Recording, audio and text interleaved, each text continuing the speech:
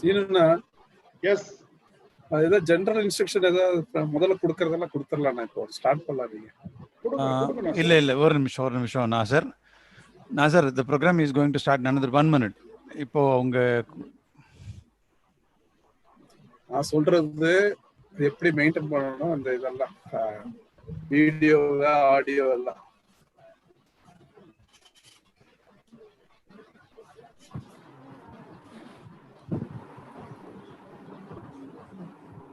My dear friends, good evening to one and all. This is a 100% formal meeting. You should maintain good discipline. You should wear a formal dress. Unnecessarily, you don't put any unwanted words in chat box. Please keep pin drop silence. Compulsory, you have to mute your mic and your video. It's a wonderful session. This session will pour a lot of good seeds in your mind regarding policy service and as well as in underwriting. It's a very useful session. So you have to listen.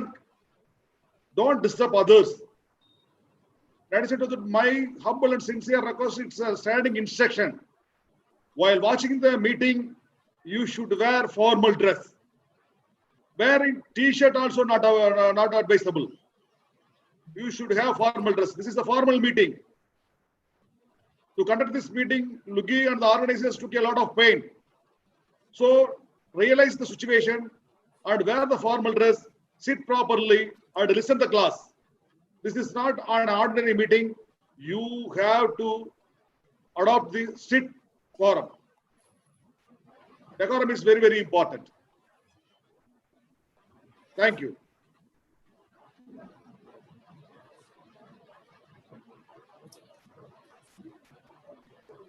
Thank you, Mr. Tirumallai. Yes, sir.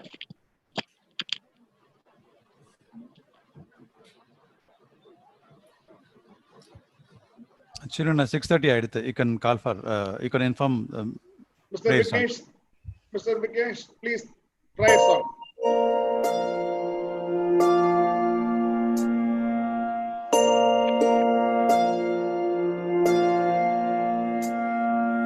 கருவாக்கி உருவாக்கி எனையாண்டு காத்தருளும் இறைவா நன்றி.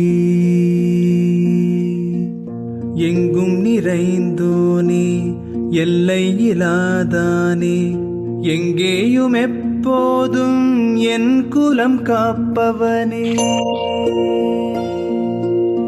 நெஞ்சம் துணிய துணையாய் வருவாய், நேர்மறை உணர்வுகள் பெருகிடச் செய்வாய். உடலில் உறுதியை பெரிதாய் தருவாய், உனை உணரும் அறிவை என்னுள்ளருள்வாய். சுற்றமனைத்தும் காப்பவனே, செய்தொழிலில் ஏற்றம் தருபவனே, எடுத்த செயலில் வெற்றி கொடு, என் ஆற்றல் பெருகிட அருளை கொடு.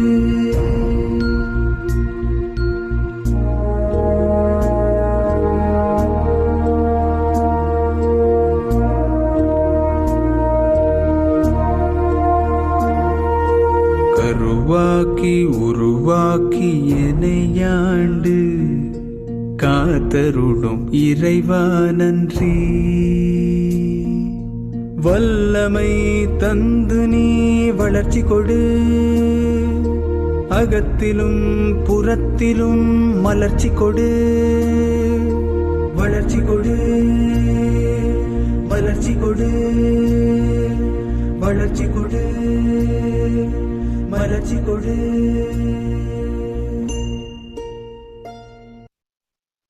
Thank you very much. Thank you one and all. Before calling Mr. Tirumallai for the welcoming address, I wish to convey some information to you. First of all, I wish to thank our founder president who have given me an opportunity to conduct the proceedings of this meeting. At this juncture, I wish to tell one thing. Because of Zoom meeting, a lot of our agents having the privilege to talk with full freedom in their home itself. according to my view, we got the freedom to talk in our own home. Tomorrow is my wedding day. This is the 31st wedding day tomorrow.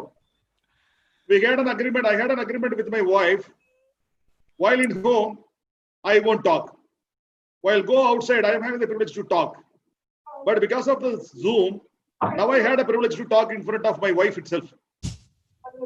It's a great opportunity. So, in addition to that, the problem will be eradicated by way of the agreement what we had made. I will make the big decisions. I am having a privilege to take big decisions. My wife is having only to take small decisions, as like purchasing jewelries, purchasing land, purchasing something luxury, a car, like that. This is the tiny thing she is having privilege. But according to me, I had the privilege to take the decisions about India-Pakistan war, COVID-19, India-New Zealand cricket match, like the big things. I have privilege to take the decisions. I can able to declare my views. So this kind of relationship will build the good rapport and relationship between the persons, those who are living in the home. So it's an opportunity to everyone to talk independently in our home because of Zoom. Thanks to Zoom, thanks to the founder president who have given me the opportunity to conduct the proceedings of this meeting. I request Mr. G. Tirumallai, FCHFP, Vice President, Chennai Chapter, to deliver his welcome address. Mr. Tirumallai, over to you. Yeah. Okay. Thank you, sir. Good evening to one and all. I welcome our founder president, நமது முகவர் சமுதாயத்தின் விடிவெள்ளி தலைவர் திரு B. Srinivasan அவர்களை இருகரம் கூப்பி வரவேற்பதில் மற்றற்ற மகிழ்ச்சி அடைகிறேன். வெற்றி பெறுவதற்கு 99% உழைப்பும் 1% ஊக்குவிப்பும் தேவை. இந்த 1% ஊக்குவிப்பு இருந்தால்தான் ஒருவரால் 99% உழைத்து வளர்ச்சி காண முடியும். முயற்சியும் பயிற்சியும் இருந்தால் சாதாரண முகவர் கூட சாதனையாளர் ஆகலாம். இந்த கோவிட் லாக்டவுனில் கூட நம் முகவர் சமுதாயம் மேம்பட நீங்கள் எடுத்திருக்கும் இந்த முயற்சிகளுக்கு தலை வணங்குகிறோம். I am happy to welcome our today's guest speaker from God's own country, Srimati Resmi S. Pillai, Administrative Officer, PS Department, LIC of India, Changanore. On behalf of Lugi, I welcome you, Madam. Thank you, sir. Thank you. Our Coimbatore chapter, President, Mr. A. Venkata Subramanian, like on Sino, Secretary, Mr. K. Ravi, FCHFP, Treasurer, Mr. R. Srinivasan, FCHFP, our CEO, Mr. B. Gurumurthy, FCHFP, Education Committee, Chairman S. Varadarajan, FCHFP, and Mr. Karunanidhi. I am pleased to welcome Mr. Srinivasa Rao, SDM Kottayam Division, Mr. Nasser, Assistant Secretary, Mr. Vijay Kumar, Assistant Treasurer, and Mr. T.U. John and Batmaraban from Kottayam Chapter. I welcome you all. With continuous support from all chapter official, all EC members, life members, CDC members, all FCHFP and CIP students, all Lugi new members, and very important portfolio, Mr. Vignesh, Relationship Manager, Mr. Sudhir, Technical Support. Finally, I welcome you all from Tamil Nadu, Kerala, Karnataka, Andhra, non-north divisions. Once again, I welcome you all. I would like to thank our Talaivar and all Lugi office bearers for this wonderful opportunity for given me. Thank you, sir.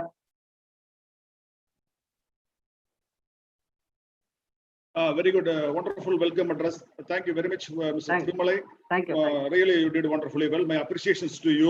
Thank you. Before our founder president's address, I wish to share some information. First of all, I wish to convey my gratefulness and thankfulness on behalf of Lugi to our Kottayam Division's Senior Divisional Manager, Srinivasa Rao. Is very much familiar to everyone. Talaivar came. Good evening, Talaivar avargale. Our unmute pan. Yeah. Now it's okay. Good evening, Talaivar. Good evening, Talaivar. So he is the man, Mr. Srinivasa Rao. He gave the permission and he is the reason for conducting this program. So on behalf of Lugi, we wish to convey our gratefulness and thankfulness to beloved Srinivasa Rao sir. The Mr. Steve Zahn is the mentor. He is the mentor. He is the man behind the activities of Kottayam chapter. Not only the Kottayam chapter, he is taking care of the entire Lugi activities in Kerala. He is a great man. He took a lot of speakers, those who spoke in Lugi platform. Today, he gave a good speaker to our Lugi platform from Kottayam chapter. Thank you, John sir. Thank you, John sir. And the person is the leader. He is the president for Kottayam chapter, Mr. Batmanaban. I wish to convey my gratefulness to Mr. Batmanaban also. Mrs. Resmi Pillai. She is an eminent speaker. She is having wide knowledge in PS and new business. She is going to deliver the things, the information, and she is going to share her experience to our Lugi people. So, good evening, madam. Good evening, sir. Yes, madam. Before your introduction, our founder president is going to give some information and address. I welcome on behalf of you. He is the man. He is the man behind the success of Lugi. He is the real motivator, mentor, the inspiration, the real role model to a lot of agents. Our founder president, the legendary agent of LIC.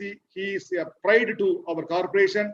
I am very much happy to welcome Sri P. Srinivasan sir, the founder president, to give an address. Thank you, sir.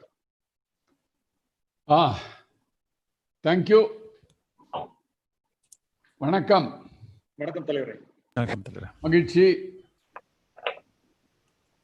I will speak both in English and Tamil for 5 minutes given to me.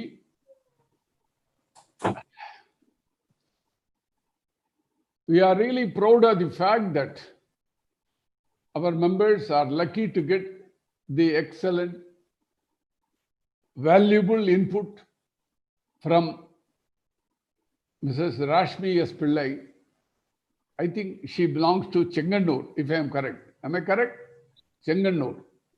Yes, yes. So, of course, I believe the senior DM is also in the meeting. Am I correct? Yes, sir. He's there, sir. Very Yes, good. sir. I am all the more happy to welcome Mr. Srinivasa Rao, Thank you, sir. who was previously our marketing manager, loved and respected by all the agents of Coimbatore division. Now he is enjoying in Kottayam division. Thanks to Thank you. Mr. Rao for his gracious presence. Thank you. Just to add something about John, because எல்லாருக்கும் தெரியும் என்னைக்கு லுகி ஆரம்பிச்சனோ அன்னிலிருந்து இடைவிடாது என்னோடு இருக்கிற ஒரு சிலர் என்னுடைய பிரச்சனையிலையும் எனக்கு வந்த எதிர்ப்புகளையும் எனக்கு ஆதரவாக நின்ற ஒரு சில நண்பர்களில் முக்கியமான நண்பர் திரு John. We are really proud of you, Thank you. John. We are really proud of you, Mr. John. Thank you. Anyhow, Mrs. Resmi is going to talk so many things about PHS, etc. I am not very thorough in any subject connected to life insurance. I know only how to sell insurance. That's all. That's where I stop. Rest of the things I learned only through my staff or my colleagues. One important information I will pass on to all our members today. Mind is the key. Mind is our driver. Mind is responsible for peace and happiness and success, everything. It is also responsible for stress and tension. He is an excellent servant, a very bad master. I repeat, he is an excellent servant, very bad master.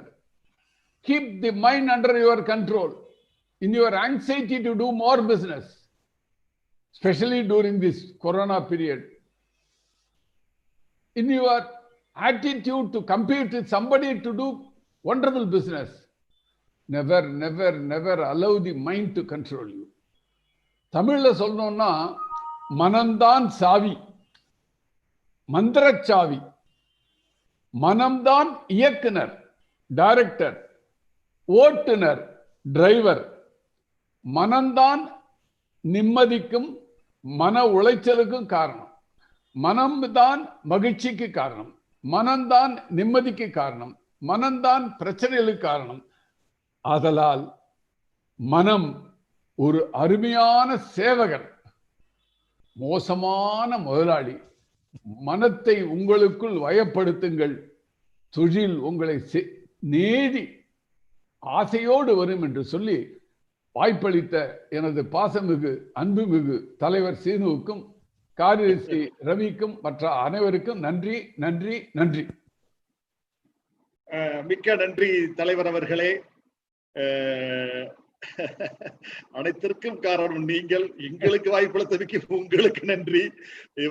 One and only reasons for the activities of our லுகி என்று மிக தாழ்மையுடன் தங்களுக்கு தெரிவித்துக் கொள்கின்றேன். மனம்தான் மந்திர சாவி. இதுவே உங்களுக்கு அனைத்திற்கும் காரணமான விஷயம்.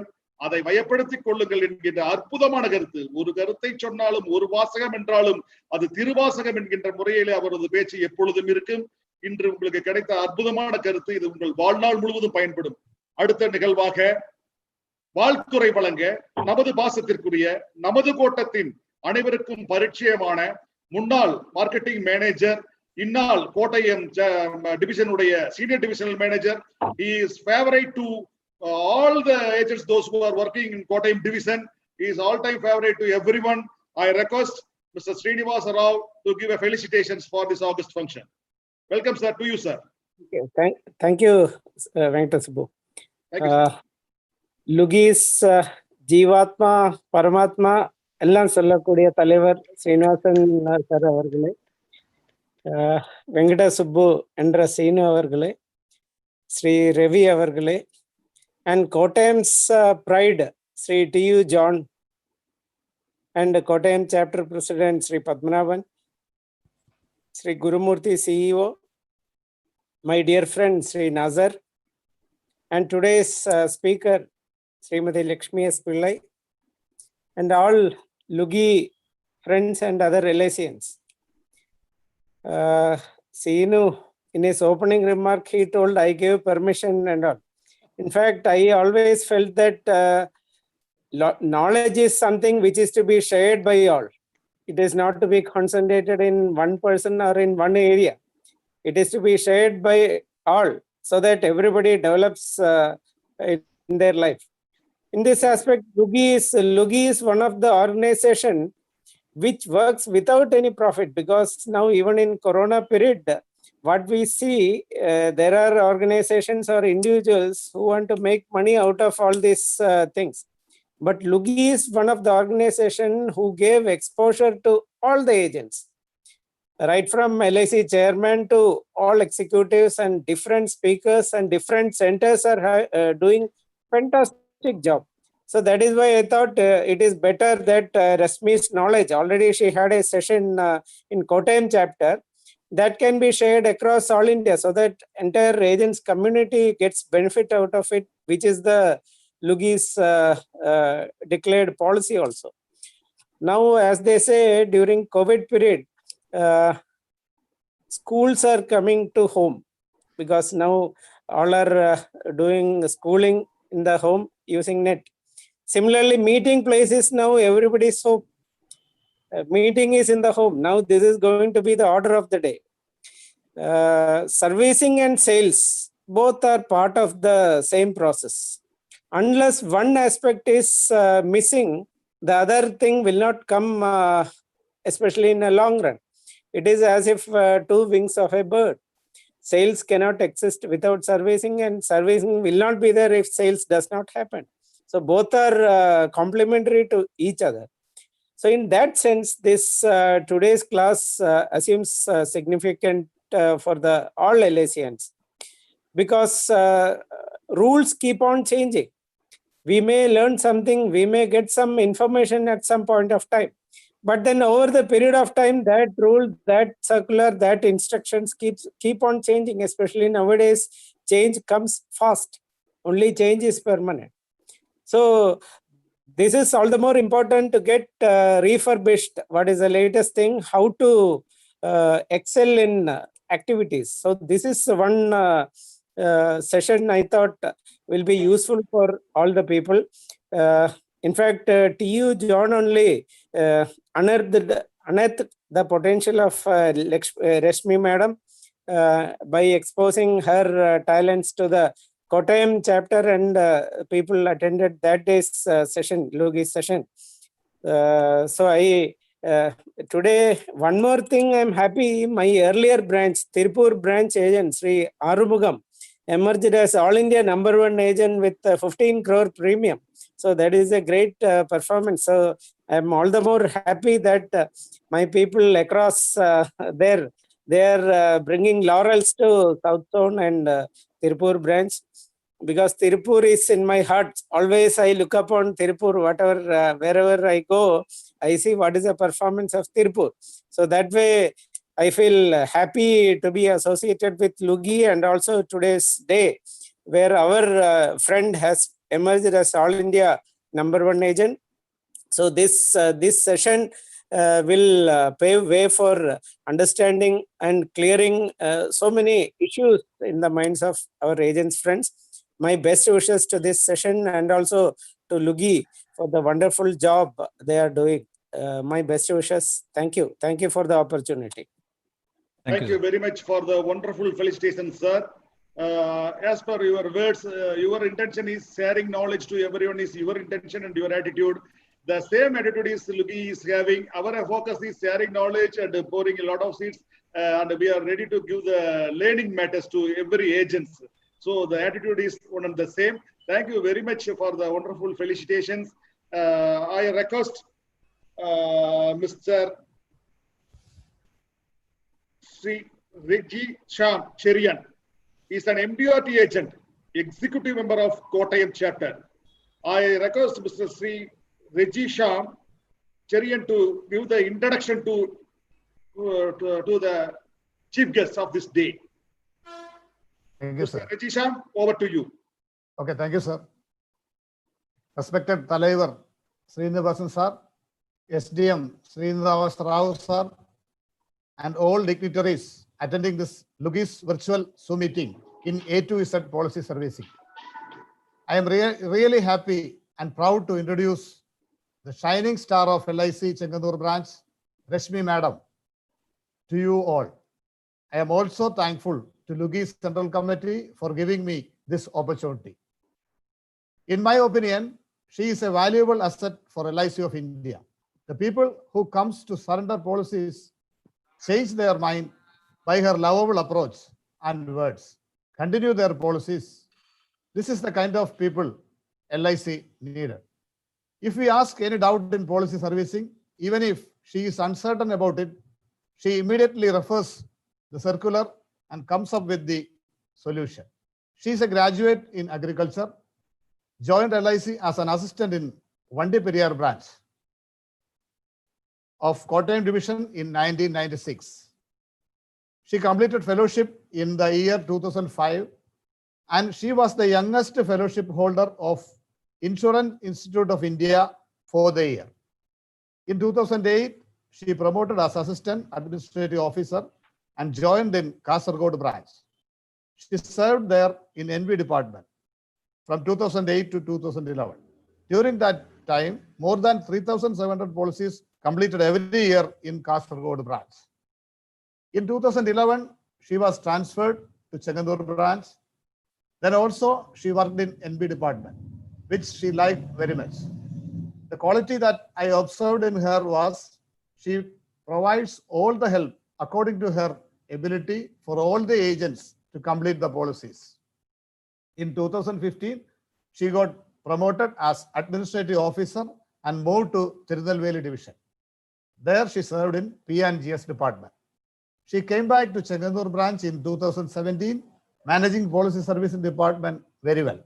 Her husband is working as manager in a Japanese collaborated tire factory in Tirunelveli. Blessed with the two sons, elder one doing BTech in BITS Pillai, and younger son just completed 10th standard. Her native place is Tiruvalla. She is very effective in policy servicing department in Chenganur branch. She interacts very gently and lovingly with all the agents, co-workers and customers with a smiling face. Resmi Madam is an asset not only for the Chenganur branch, but also for LIC of India. She is a priceless gem for LIC. Currently, she is working very well as policy servicing head. Now, policyholders are getting that love and care from her. We can see angry customers going back with smiling face. I wholeheartedly welcome dear Resmi Madam to start the session. Thank you. Jai Lugi, Jai LIC. Thank you, Rajisham Cherian. Thank you very much for the wonderful introduction you have given to our madam. Thank you, sir. According to your words, she is a woman having humble, polite smile on her face. We are witnessing the same. She is agents friendly. Agents not only agent friendly, she is friendly to the customers. As like a brand ambassador, she is handling the services and she is providing a service with a polite, humble smile. So you are an asset to LIC as per Rajisham Cherian's word. We are very much proud of you, madam. The floor is now over to you. You please give your address. Thank you. Thank you, sir. Thank you. A very warm good evening to one and all. Vanakkam, namaskaram. Actually, I am really blessed to be here in front of the marketing giants of insurance industry in India. Really, I am honored, and I am the one who is benefited by this session, because when you are doing your routine work in an office, you won't go through the circulars so often. But this session gave me a chance to brush up my knowledge. So once again I thank Lugi for giving me this wonderful opportunity. Before starting the session, let us think why customer servicing assumes so much importance nowadays. As we all know, we are living in a... Ma'am, could you please unmute yourself, ma'am? I'm sorry there. Yeah, please, ma'am. Okay, sir. So what is the importance of policy servicing? We are living in a highly competitive environment where retention of customer is not an easy job. They have so many options. So providing efficient and timely service is the only solution or the key for customer retention. So for that, providing that efficient service, we should have a thorough knowledge about the servicing functions in branches. Actually, it is a very vast topic. Policy servicing is a very vast topic, right from completion of the policy till it becomes a claim. What all are the functions involved? That together they are termed as servicing functions. So, though it is a very vast subject, I've tried to incorporate all the recent changes as well as what all are relevant today, servicing aspects which are relevant today. I've tried to include it in my session. So let us see one by one what all are the basic servicing functions in branches. First is revival. Then different types of alterations are there. One by one we will see in later slides. Then transfer of policy masters, duplicate policy, nomination, assignment, loan, and surrender. These are the basic servicing functions. Then whatever anything else that comes in between, we will do. We will term it as servicing only. So next slide, sir. Now the one of earlier, no, only servicing branch used to do all the servicing functions, but now certain functions can be done anywhere. The functions that can be done anywhere other than the servicing branch includes revival. Certain exceptions are there. Except that is revival of term assurance policies we can't do in other branches. Also policies having term assurance element like our Bima Kiran policy 111, 150. Then our old Anmol Amulya, new Anmol Amulya. Then of late, this plan 847 Shiromani, which is having an inbuilt critical illness rider benefit. These policies we can't do anywhere. Remember, high risk policies except high risk policies, and policies having which require special reports that we can't do in other branches. Then another condition is that EDMS image of this policy should be available in the branch where we are submitting the revival requirements. In that case, we can do revival anywhere for all these cases. Then next is the function that we can do anywhere is address change.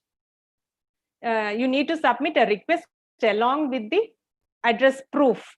That is a KYC requirement, and we will do, any branch can do address change. Next is PAN registration, that any branch can do. Also NEFT registration and nomination. Nomination is a recent change. That is, you can do anywhere nomination. Next slide, sir. Okay. Of all the PS functions, the basic, the most important function is payment of premium. So we must ensure that premium is paid within the grace period. When does a policy lapse? A policy will lapse if the premium is not paid within the grace period.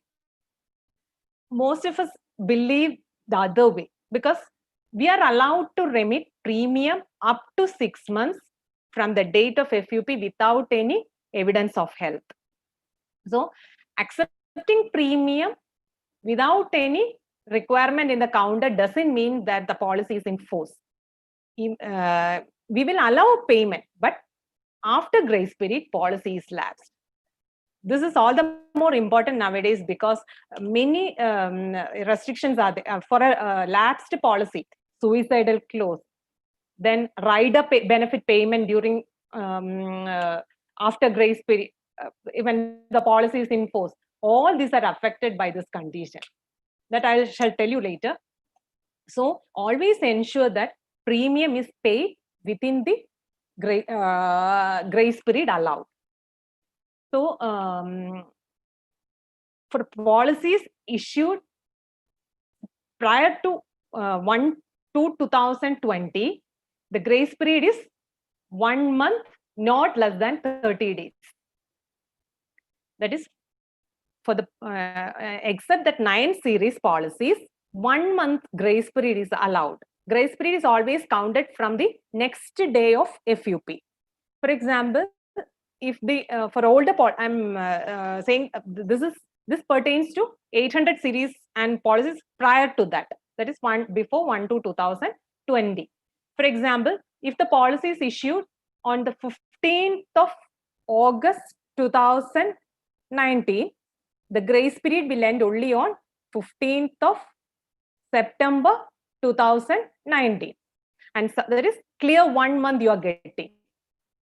Even if the due month is having 31 days, that grace period will expire only on completion of 1 month.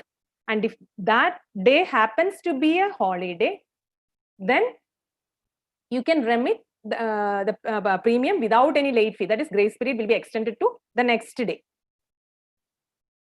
For February, that 30 days is specified for February.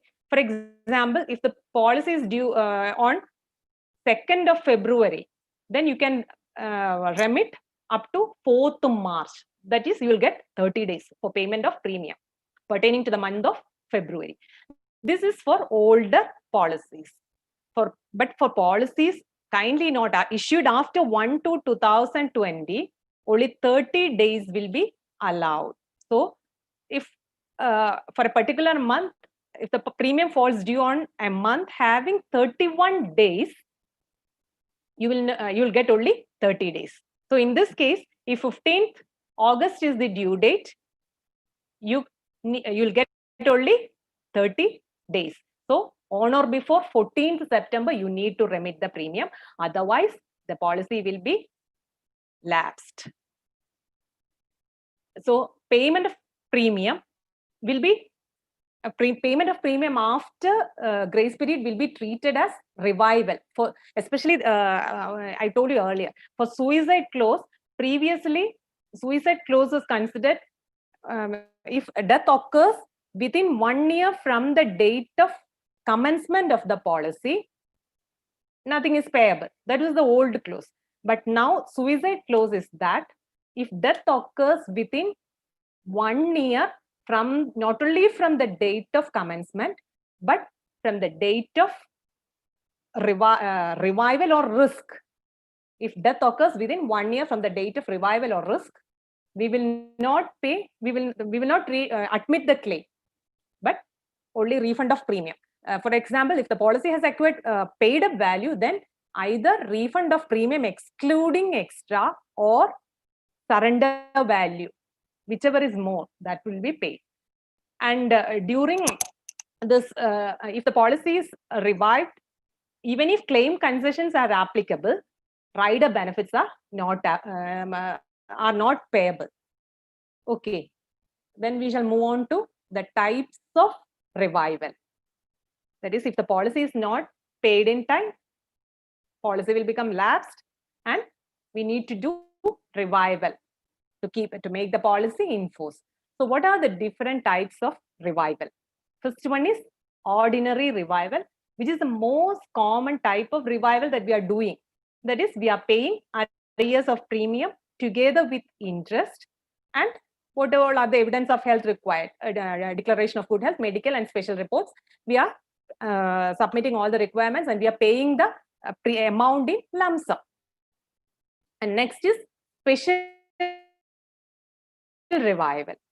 Special revival, in that the policyholder, if he's not in a position to pay the amount in lump sum, he can go for special revival. In that case, the date of commencement, we are shifting the date of commencement to, we are moving that date of commencement to another date. But special revival is possible only if policy has not acquired paid up value.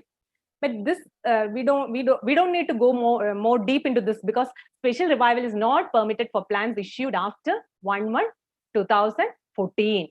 So now there's no question of special revival. Next is installment revival. Installment revival is usually done when special revival is not possible. Then there's no outstanding policy loan is there. Some conditions are there for installment revival.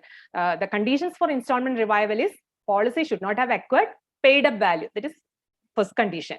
Then there should not be any loan outstanding on that particular policy on the date of revival. Then at least 1 year, the policy should have been lapsed for at least 1 year. These are the main conditions for installment revival. If these conditions are satisfied, we will calculate the arrears of premium together with interest. As just like ordinary revival, we will calculate the total amount required for revival. Then what we will do? The party is not in a position to pay the amount in lump sum. So we will distribute this amount to the future premiums. So first he needs to remit, as initial deposit payment, he needs to remit either 6 monthly installments, 2 quarterly installments, 1 half-yearly installment, or if it is an yearly policy, half of the yearly installment premium as an initial remittance. He needs to pay this much amount. And whatever is the balance amount, that will be distributed in the the policy anniversary in which the policy is being revived, and also to the next 2 policy anniversaries.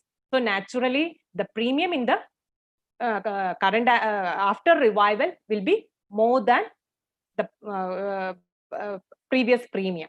But we are not encouraging this much, because if the policy holder, in 99% of the cases, the party is not continuing that. Once it is revived, again he is not continuing the policy. So again it will be in a lapsed state, because the premium is now more and he may not, most cases it is there. So, and this will create complications while settling surrender value as well as maturity claim, because the policy is paid up. We have changed the premium to a higher, we have increased the premium.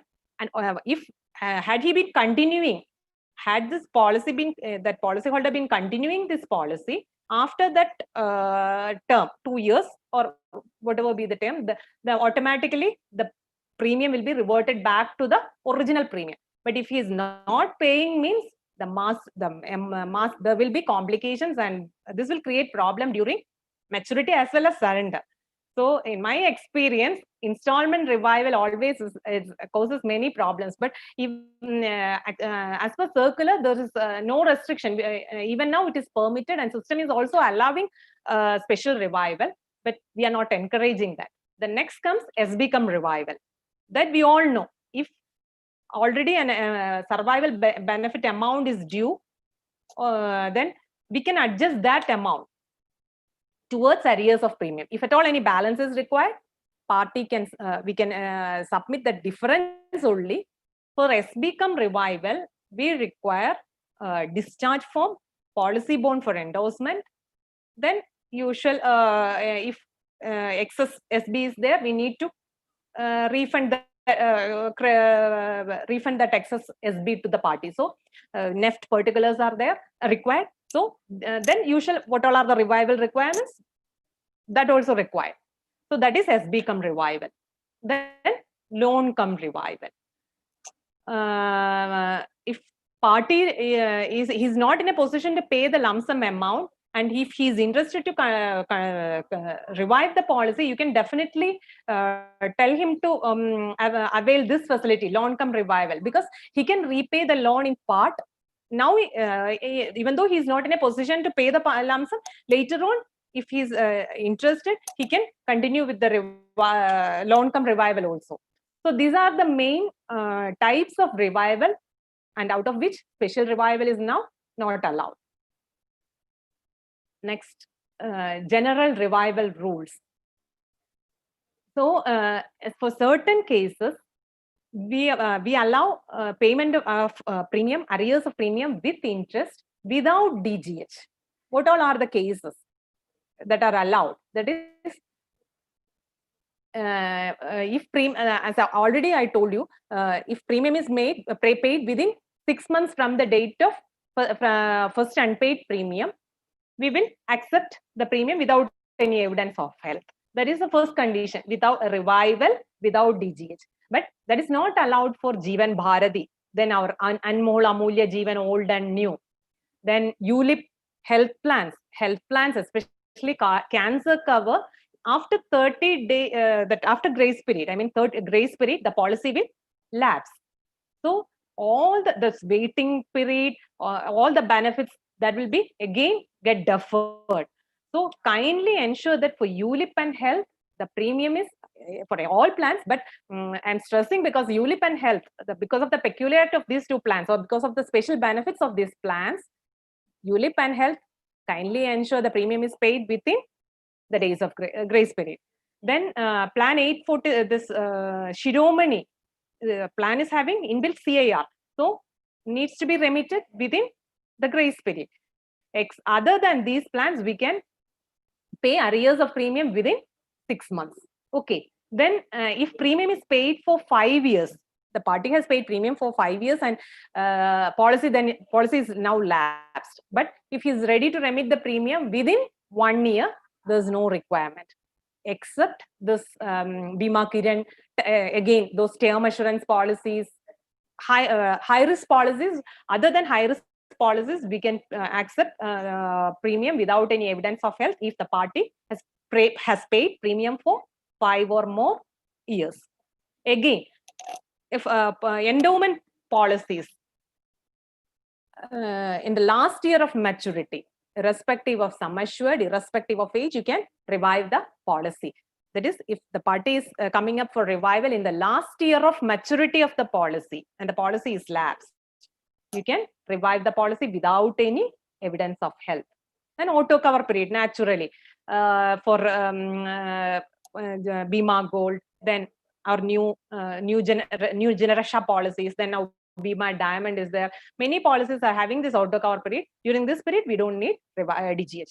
Then another change is for Anmol and Amulya Jeevan, both old and new.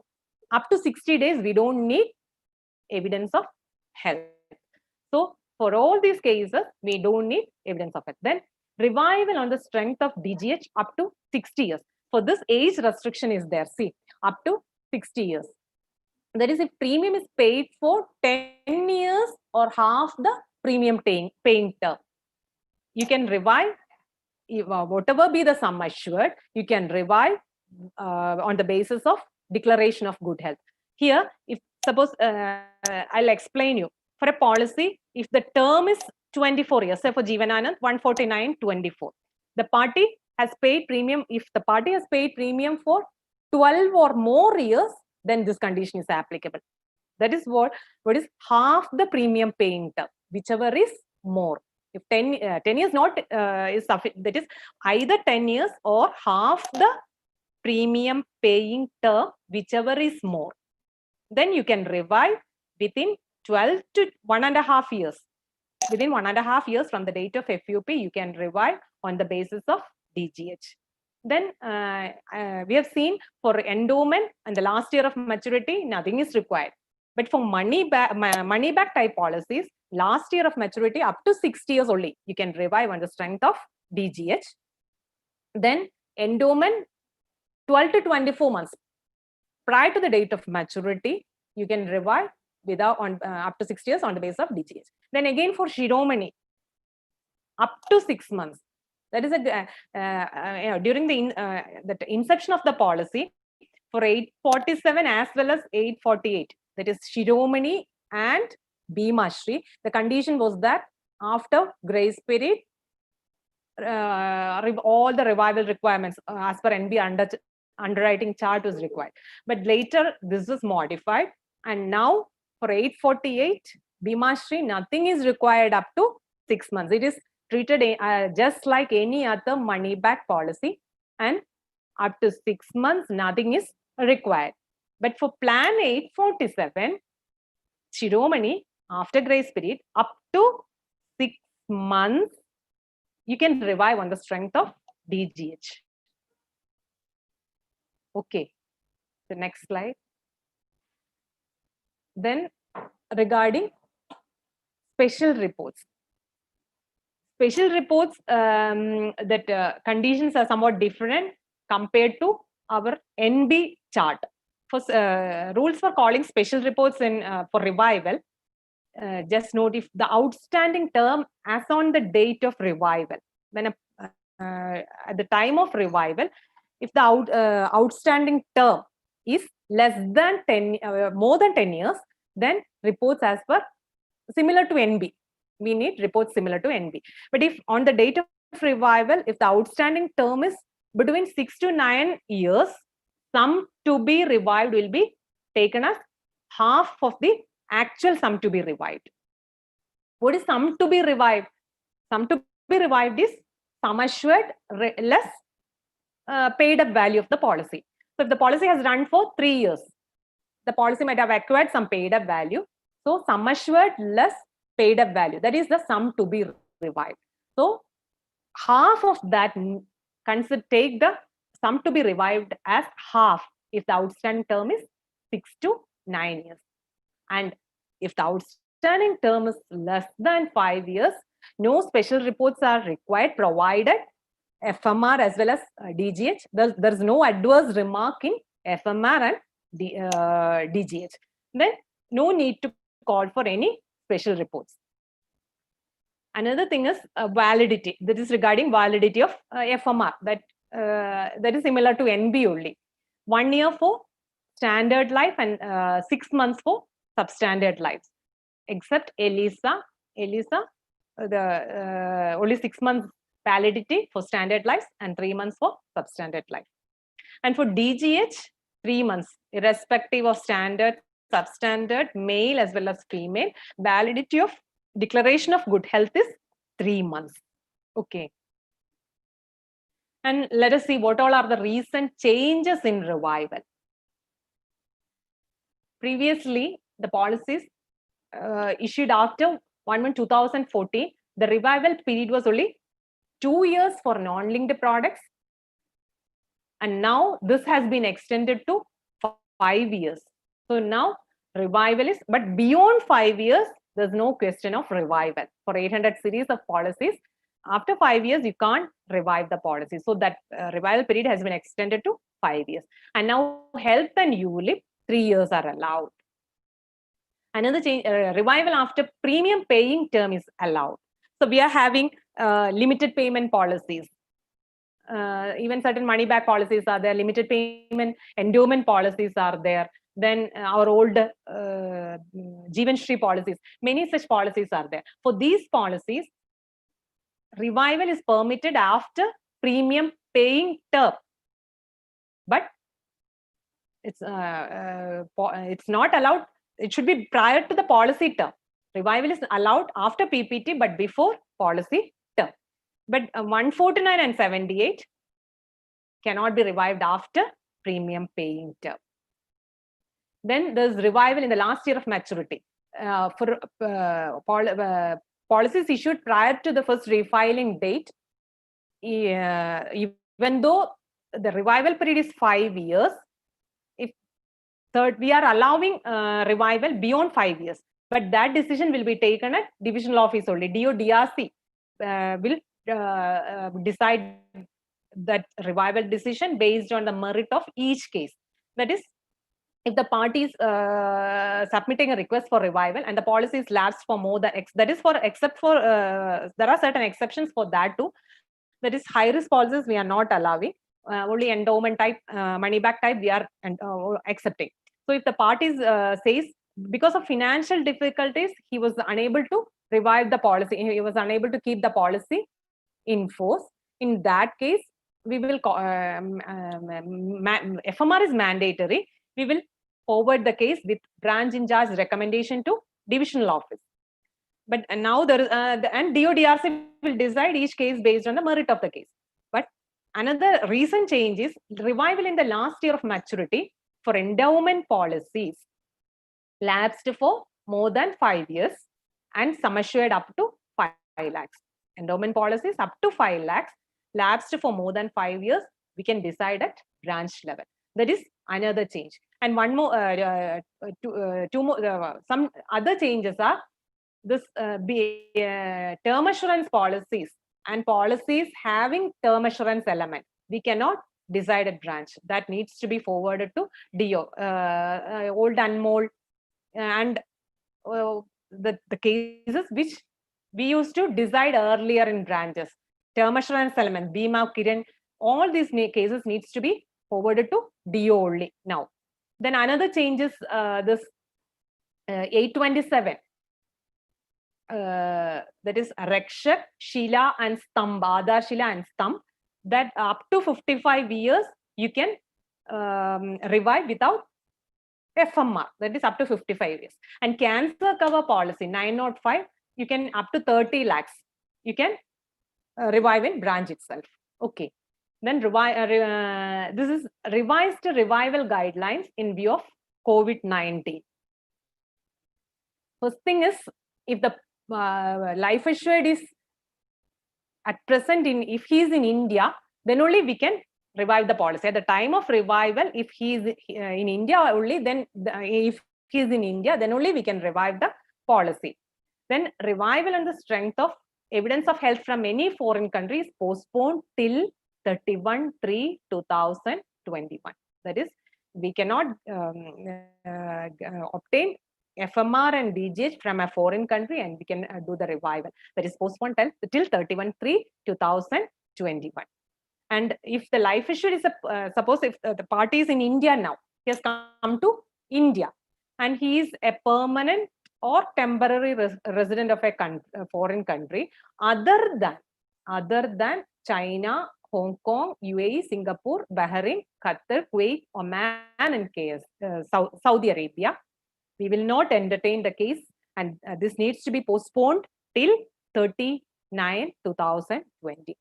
So, revival of policies from citizens of these countries, we are postponing. But if suppose the party is residing in any of these above the countries like Hong Kong, Singapore, and these Middle East countries, and he's in India at present, we can consider the factory. Then he needs to submit a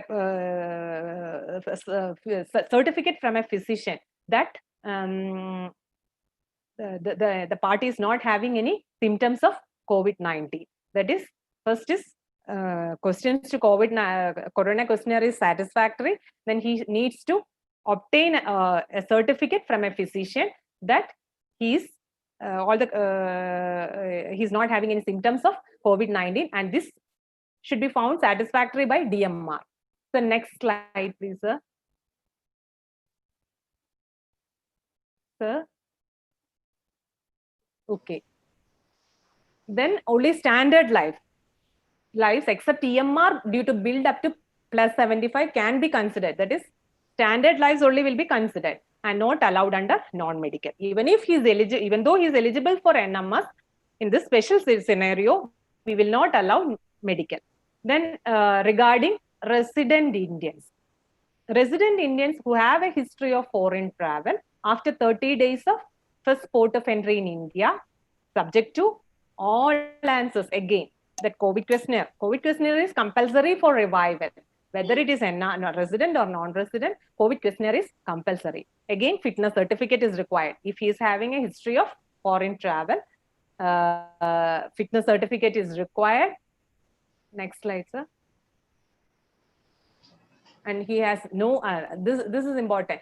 If he should not have any further plans to visit a foreign country till 31/12/2020. If he has plans to travel abroad prior to this date, we will postpone such cases. Again, after postponement, as earlier what we said about that, and just before what we told, no, all these conditions will apply. Then if that life assured has been served a notice of quarantine, or if he is under home isolation, then also we need to postpone till completion of the period of quarantine. And again, after postponement, we need to call for all the investigation reports. If any letter is issued by the health authorities, that is required to be produced. Then all investigations report post quarantine. After quarantine, if any investigation reports are there, that also should be submitted. Then fitness certificate from physician that the person has no symptoms of COVID-19 found satisfactory by DMR. The next slide. Then if history of travel from one state to another, then also as said earlier, if the life assured is a frontline worker, that is he's especially hospital staff, then police personnel who are in that case, that is different. If they have ever tested for COVID-19 and not affected with COVID-19, normal revival only. If under quarantine, we have already explained the rules for revival under quarantine. Then if COVID positive, postponed for 3 months, and after that, called for fresh investigation reports, fresh COVID questionnaire, discharge summary if it is available, and again we will have to refer the case to divisional office. So for residents as well as non-residents, the condition there is a minor change. Again, for that, in case of NRIs, nothing is mentioned about their return journey. But for residents who are frequently traveling to other countries, that date restriction is there. That December 2000, if they are traveling prior to December 2020, we are postponing. But for in the case of non-resident Indians, nothing is mentioned about that. Okay, then we will deal with non-forfeiture regulations. Actually, the contract of insurance, as per the terms and conditions of the contract, certain privileges are allowed. They are claim concession, extended claim concession, chairman's relaxation rule, and SSS ex gratia payment. So what is claim concession? These are the privileges that are granted as per the terms and conditions of the policy contract. So claim concession is if the party has paid premium for 3 to 5 years, that is more than three or more years, but less than 5 years. And if death occurs within 6 months from the date of first unpaid premium, the policy will be treated as in force and all the benefits will be paid. That is sum assured together with accrued bonus deducting unpaid premium. That is claim concession. And again, extended claim concession is there. Extended claim concession is if the party has paid premium for more than 5 years, 5 or more years, and if death occurs within 1 year from the date of first unpaid premium, then also that policy will be treated as in force. And again, based sum assured together with bonus deducting unpaid premium will be paid to the claimant. And another is chairman's relaxation rule and SSS ex gratia. Actually, for policies issued after 1/1/2014, there was a relaxation, the benefit the life assured had when if he had paid premium for 2 years and then the policy was in lapse state and death occurs during that time, some relaxation was there. That is, but chairman's relaxation rule as well as SSS ex gratia is not allowed for policies issued after 1/1/2014. Only claim concession and extended claim concession are applicable for the new policies. So another change is in claim concession and extended claim concession for older policies, that is policies issued prior to refiling date, claim concession if death occurs during claim concession as well as extended claim concession period, we used to pay AB rider if opted. Then if a double sum assured in case of Jeevan Mitra, triple sum assured in case of 88, 133, 104, etc. we used to pay. There's no, rule permits payment of double the extra sum assured as well as AB riders for older policies. But for new policies, no rider benefit is payable if death occurs during claim concession period. So that is the importance of keeping the policy in force even after paying 3 or 5 years of premium. That is the importance of keeping the policy in force, because rider benefits are not payable if death occurs during claim concession period. Then chairman's relaxation rule is not applicable now, so I don't need to go in, I am not going into detail. Then SSS ex gratia payment. SSS ex gratia payment is for SSS policies, usually there may be some gaps, some in one or two initial gaps, maybe intermittent gaps. So earlier, if the total number of gaps, including one terminal, to 1 or 2 initial and intermittent gaps, if it exceeds, if it is less than 6, the policy will be treated as in force. But that rule again, along with chairman's relaxation rule, now SSS ex gratia also is disallowed. But now SSS ex gratia is allowed subject to certain restrictions. That is, if there is one or two initial gaps and the total number of gaps is less than 3, then we will consider the case.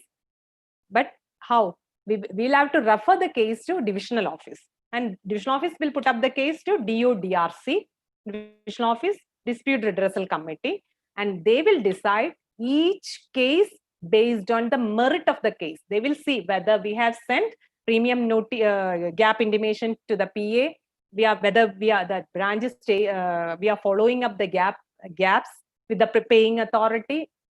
After considering the merit of each case, they will take a decision. So excesses ex gratia is now is not a general rule. It is allowed subject to the merit of each case. Chairman's relaxation rule is not there, and claim concession and extended claim concession, the basics, even though basic sum assured is payable, riders are not payable. Okay. Next is duplicate policy. This is another important area, especially in Kerala. After the floods, we are getting so many requests for duplicate policies. So what all are the requirements for duplicate policy? First is the request from the life assured that he has irrecoverably lost the policy certificate. Okay, then we will, after getting the letter, we will issue forms to the party. He will have to execute an indemnity bond, that is a notarized indemnity bond of applicable stamp value. That stamp value applicable to the state in which the policy is being serviced. It is different for different states. So indemnity bond of applicable stamp value notarized, that is required. Then identity proof, that is usual KYC requirements are there. Then query form and requisite fee. Preparation charge of 75 rupees plus GST.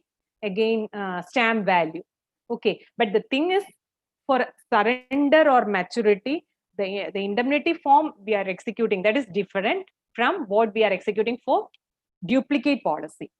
So both the formats, formats are different for duplicate policy, issue of duplicate policy and surrender. Suppose if a party has two policies, he is coming for surrender of one of his policies and the other he wants to continue. So he needs a duplicate bond. In that case, he needs to execute two different indemnity bonds. That is for surrender, and as the bonds are, indemnity bond is different for surrender as well as maturity or maturity and surrender, and duplicate policy, the bonds are different. So he needs to execute different bonds. Again, if he is requesting, if the party is having multiple policies and he's coming for duplicate policy, in one instance he is coming, so he need not execute different bonds. For multiple policies, he needs to execute only a single indemnity bond, even if the policies are serviced by different branches in the same state, and he is applying in one instance. That is, simultaneously he is applying for duplicate policy. Even if the policies are serviced by different branches in the same state, he needs to execute only one indemnity bond. So he can get copies of the same attested, and he can submit the same in other branches. But if the policies are serviced by branches in two different states, then for each state the applicable stamp value is different, so he needs to execute different indemnity bonds. That is regarding duplicate policy. Then nomination. Nomination is actually it is the right conferred by Section 39 of the Insurance Act 1938 on the holder of an insurance policy to nominate a person to receive the policy monies in case if something unfortunate happens on his life. So only the holder of an insurance policy, only the life assured, the policy holder can nominate a person to receive the policy monies, not an assignee. Okay, only the policy holder only can nominate. And now the recent changes, you can nominate, you can submit nomination anywhere. For that, the policy holder in person need to submit form. That form is required. Form of notice or nomination is required in duplicate. Okay, then notice of nomination. Then original policy bond for endorsement, KYC documents, and fee wherever applicable. For fee is not required for all the cases. So after submitting these forms, and if EDMS image is available in that branch where you are submitting the nomination request, you can do, that branch will do nomination. Anywhere nomination is subject to EDMS availability only. But then contact details are also required. Again, nomination actually, earlier we used to have single nomination, multiple nomination, successive nomination, and now latest concept is beneficiary nomination. In successive nomination, he can appoint more than one person. Suppose if that first person is if something happens to the first person, naturally the second person will become will be eligible for the benefits. That is successive nomination. But now the new concept is beneficiary nomination. Who all are the beneficiaries of a person? His parents, then spouse, children, either individually or jointly. That is, he can nominate, a person can nominate more than one beneficiary nominee, and he can fix that percentage share for each nominee. He can fix percentage share. And another thing is, if suppose the person wants to appoint a nominee who is not a beneficiary nominee, suppose he wants to appoint his brother or sister, then also he can do. You can combine beneficiary nominee as well as a non-beneficiary nominee also, but percentage share can be fixed only for the beneficiary nominee, and the balance will be gone to that can be gone to the other nominee. And another thing, if the most important change in beneficiary nomination is, if beneficiary nominee dies after the death of life assured, then but before receiving the claim amount, that is, before getting the policy proceeds, if nominee also dies, in that case, and if that nominee happens to be a beneficiary nominee, the amount shall be paid to the heirs or legal representatives of the beneficiary nominee only, not to the heirs of life assured. Again, if nomination is in favor of a person other than a beneficiary nominee, then on death of the life assured, but before receiving the death of the nominee, before receiving the claim, the nomination will get cancelled, and it is the estate of the life assured who will be eligible for the claim amount. That is only in case of beneficiary nominee, in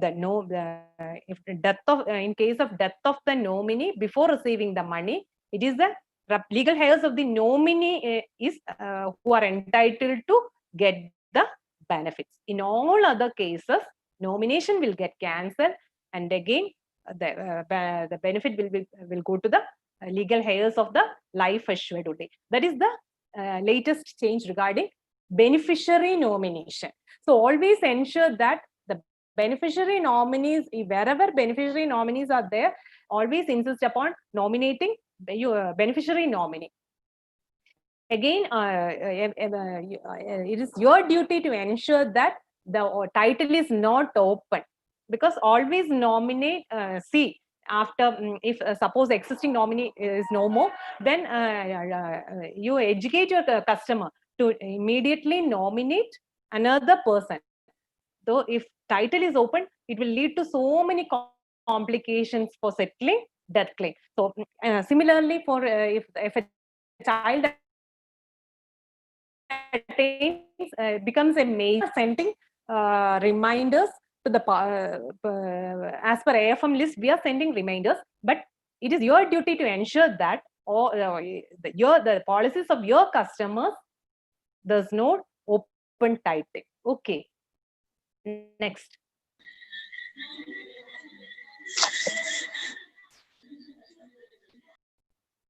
Fees for nomination.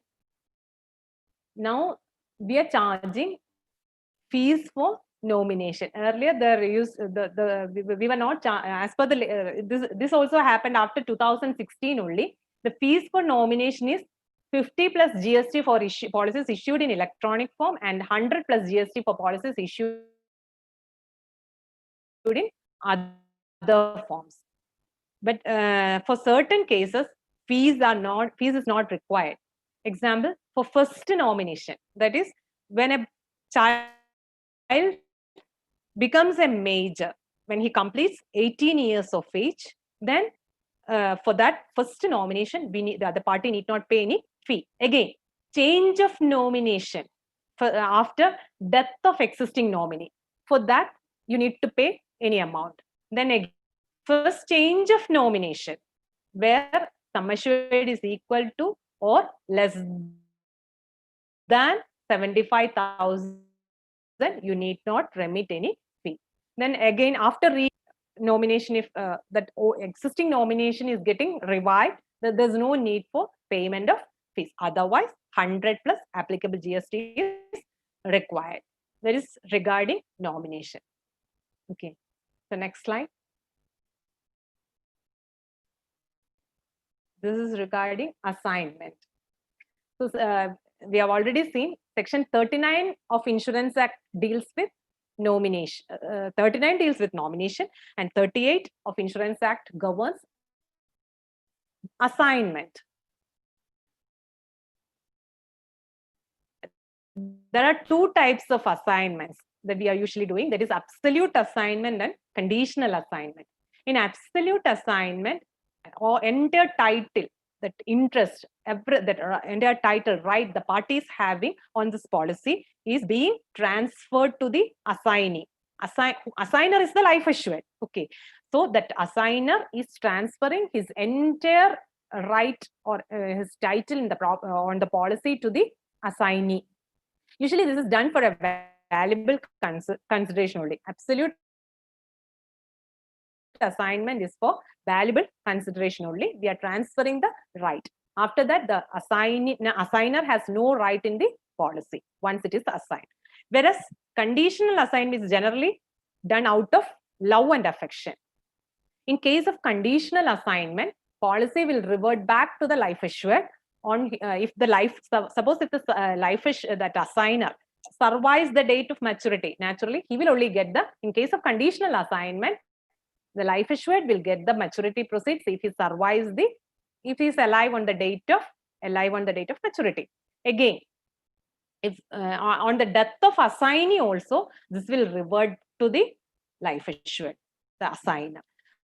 So conditional assignment, the policy is assigned on this condition that it will revert to the assigner on the assigner surviving the date of maturity or on the death of the assignee. Whereas absolute assignment is transferring the entire right to the assignee. That is the main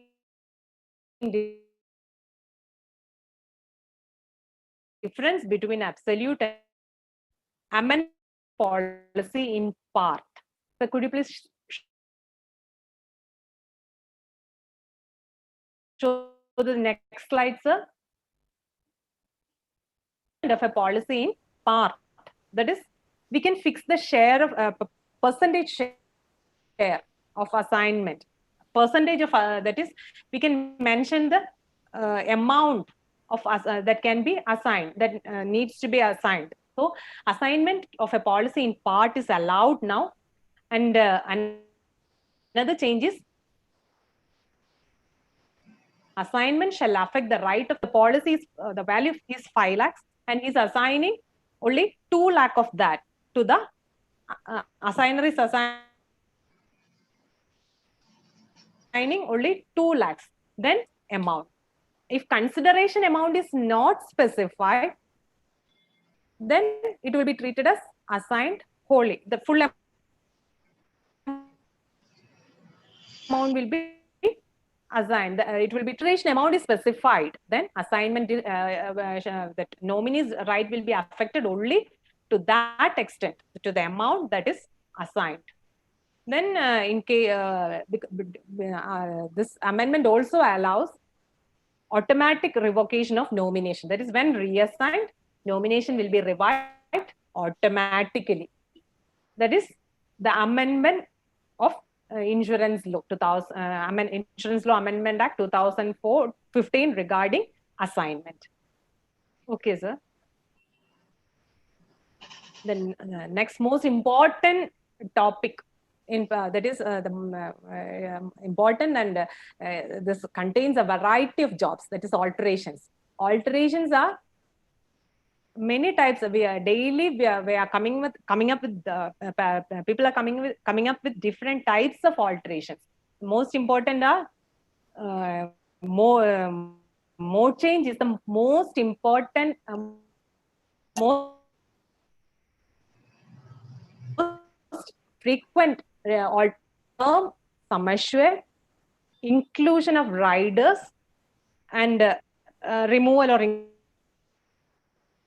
inclusion of extra premiums. In for change of address and change of address, the party needs to submit a copy of the address proof, and we can do address change anywhere. In mode of payment, for mode of payment, we are charging a fee if the party the request is for change of mode from a year. Suppose if the request is for mode change from yearly to half yearly or quarterly, the party needs to remit fees.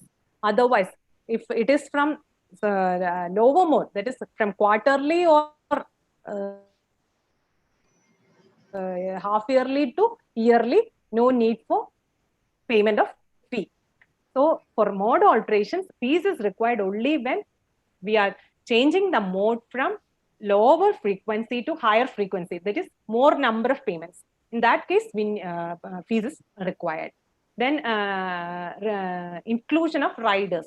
Inclusion of riders are also allowed. So next slide, please.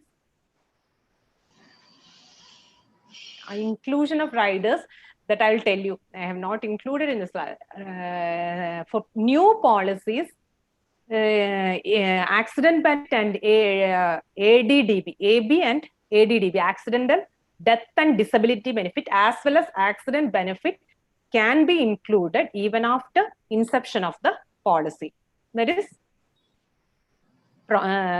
even though you have not, you have omitted to include AB and ADDB at the time of date of commencement of the policy, you can include this benefit at a later stage also, provided outstanding premium paying term is more than 5 years or more. In that case, you can include that rider. Again, this premium waiver benefit. Premium waiver benefit for this new policies, new children's money back, then Jeevan, Tarun as well as 914, all these new policies, no, where you can allow PWB on the life of proposer at a later stage. Even if it is not included during inception of the policy, you can include PWB rider on the life of proposer at a later stage, provided outstanding term is 5 or more years. So AB and ADDB and PWB rider we can include in between. But term rider and CI, critical illness rider, that we cannot include at a later date. Only if that is included at the time of inception, only that will continue. Otherwise, you can add these two benefits in between. Then what are the conditions for alterations? For doing any master change, we need some basic conditions are there. First is policy should be enforced. For a lapsed policy, we can't do any type of alterations. Then after alteration, tabular premium rate is not lower than the original one. That is why we are not, if there is an increase in risk element, we are not allowing such an alteration. That is why we are not allowing increase in term of the policy, increase in sum assured, we are not allowing. Only those alterations where there is an increase in tabular rate, that only that alterations we are allowing. Then another condition is life assured is less than 70 years of age. Then, as I have already told you, increase in sum assured, increase in term of the policy is not allowed. Then plan alterations only from without profit to with profit, provided outstanding term is at least 3 years. Then that alteration. But the thing is, for new plans, no, this plan alterations, not that circulars are silent about this alterations as well as sum assured reduction. So for all the previous cases, we used to do all this alterations. Okay. Next slide. Then what are the requirements? So we just now we have seen what all are the conditions for doing alterations. Policy like enforced policy, he should be less than 70 years of age. Now, what are the requirements for alteration? Alteration fee is 50 plus GST. Then for more change to higher frequency, fee not required. That I have already told you.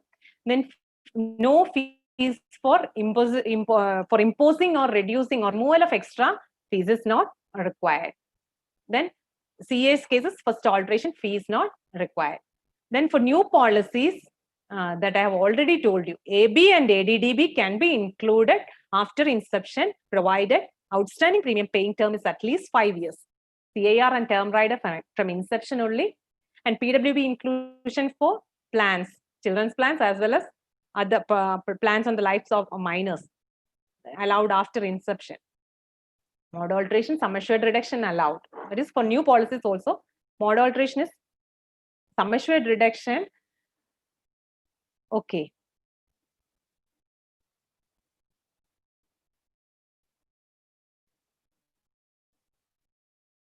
Then requirements for sum assured reduction. So just now we have seen sum assured reduction as well as mod alteration is allowed. Then what all are the requirements for sum assured reduction? For sum assured reduction, request letter is required. Then a consent letter from the life assured that he agrees with all the changes subsequent owing to this reduction. What all are the changes in the policy? For that, he has to submit a consent letter. So request letter along with consent letter is required. Then if policy has acquired paid up value, then while reducing the sum assured, that for the reduced portion, what is the surrender value eligible, that we will refund to the party, that we will pay to the party. Then alteration fee of 50 plus GST. Here, no, in case of sum assured reduction, kindly note that if the policy has not acquired any paid up value, nothing is payable. The policy, that is, many people are under the misconception that if policy has not acquired paid up value, then sum assured is not reduced, still the party is eligible for refund of that higher premium he has paid. Actually, if the policy has not acquired surrender value, owing to this reduction, nothing is payable. Only if the policy has acquired surrender value, we will pay the surrender value of the reduced portion to the policy holder. That is why we always say sum assured reduction is actually we don't encourage much, but in case if the party is not in a position to pay because of the changes in his financial conditions, if he's not able to pay, continue the premium, then definitely he can opt for sum assured reduction. And for policies issued after 1/1/2014 also, reduction in sum assured is allowed, provided same condition for older plans. After some reduction in sum assured, that new sum assured should not be below the minimum allowed for the plan. The same condition is applicable for policies prior to 1/1/2014. After sum assured reduction, the new sum assured should not be below the minimum allowed under the plan. Otherwise, we can go for sum assured reduction. And next is policy loan. Policy loan, minimum amount is 1,000, and this is one area which is a great concern for all the branch people, because many people, they will avail loan, and in older days there were no remainders, and the loan interest will go on accumulating. So we should have a thorough understanding about the method of charging loan interest. If the usually the loan interest is payable half yearly, so if it corresponds to the date of commencement, that is, that half yearly installments corresponds to the date of commencement. Suppose date of commencement of a policy is 26th of January 2009, say it is 26th of January. So the half yearly interest of the loan interest will be every year 26 will falls due on 26th of January and 26th of July. Say for example, in the month of needs to pay the broken period interest till the first half yearly, the broken period interest. Then from July, half yearly interest will start. So first broken period interest, then next 2 half yearly interest. Till that time, we will be charging only simple interest. That is 1 broken period, 2 half yearly loan installment, 30 days are allowed as grace period. So if after that period, interest will be at compounding. If the first half yearly installment is not paid before the second half yearly installment, then he will have to pay together. He can't pay individually. If both half yearly installments are due, he needs to pay both the installments together. There's no other option. And after second grace period, after the expiry of the grace period of second half yearly, the loan will be at compounding rate. And current rate of interest is 9.5%. This 9.5% is applicable for late fee also. For interest, that premium interest is also the current rate of interest is 9.5%. So always ensure that if the party, if your customer has taken a loan, paid in time, there are many cases when customer comes to our office, in many cases, the loan interest is the party is not pay since date of loan, he might not have paid any interest. So that got compounded and it becomes more than the loan principal amount. So that is the method of charging interest for loan. Then another thing is loan repayment. Suppose a party who has taken a huge amount as loan, and if he's repaying the loan interest within 6 months, usual condition is that if the loan is repaid within 6 months, 6 months interest is required. But if that amount is a very huge amount, and if that interest is more than 2,000, there is another some relaxation is there. That is, if the interest is more than 2,000, he needs to pay only either the interest for 2 months or from the date of loan to the date of repayment. That is the actual days loan interest or rupees 2,000, whichever is more.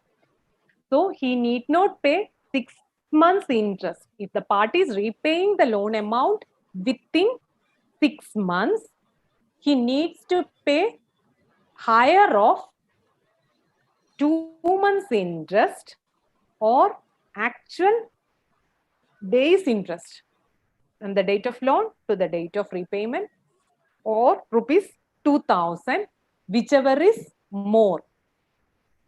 But for maturity as well as surrender, this rule is not That is, immediately after taking the loan, some SB is due, then only the actual number of days loan is interest will be taken. But for surrender as well as discounted claim, this rule is applicable. That is, if repaid within 6 months, minimum 6 months interest, and if it is more than 2,000, either of these three, that is interest for 2 months, actual days interest, or 2,000, whichever is more, that will be charged. That is regarding loan repayment. And another important thing is in loan, even in case of nowadays we are sending messages of all kinds we are sending. So if the customer's contact details are there, definitely he'll be getting reminders about loan repayment. So kindly ensure that your customers' mobile detail, contact details are updated in Policy Master. This is very important, because regarding loan, not only regarding loan repayment, he'll get many, even SB due. Any payment is due to the customer, or to he has to pay something to LIC. For all these cases, reminders are being sent, and this is important, especially for loan cases. So please ensure that customers' contact details are updated in the Policy Master. Okay. Then foreclosure. What happens if loan interest is goes on accumulating? The policy is in a paid up status. What will happen? The policy will naturally get foreclosed. So automatic for nowadays, earlier we used to do foreclosure action, but now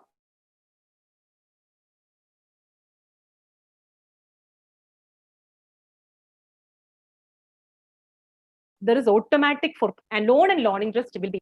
This usually happens when the interest got compounded, and as well as the policy is not in force. The policy, he has stopped paying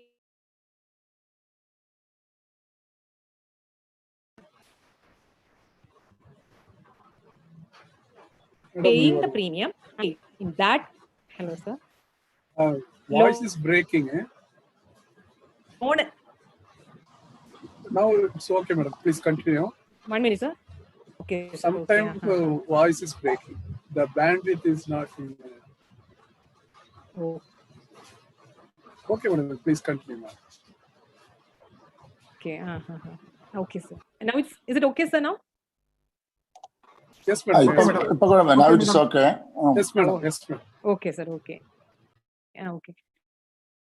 So automatic foreclosure happens when loan together with loan interest exceeds surrender value, and if it is less than or equal to 250, system will automatically foreclose the policy. But you can reinstate the foreclosed policy when and how?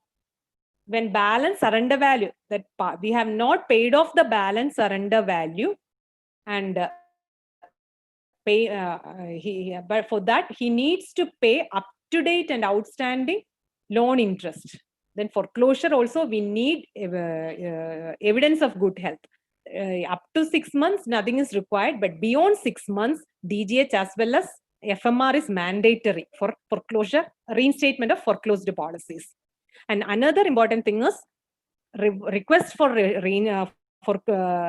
reinstatement of foreclosed policy is received before the expiry of a period of 5 years from the date of first unpaid loan interest.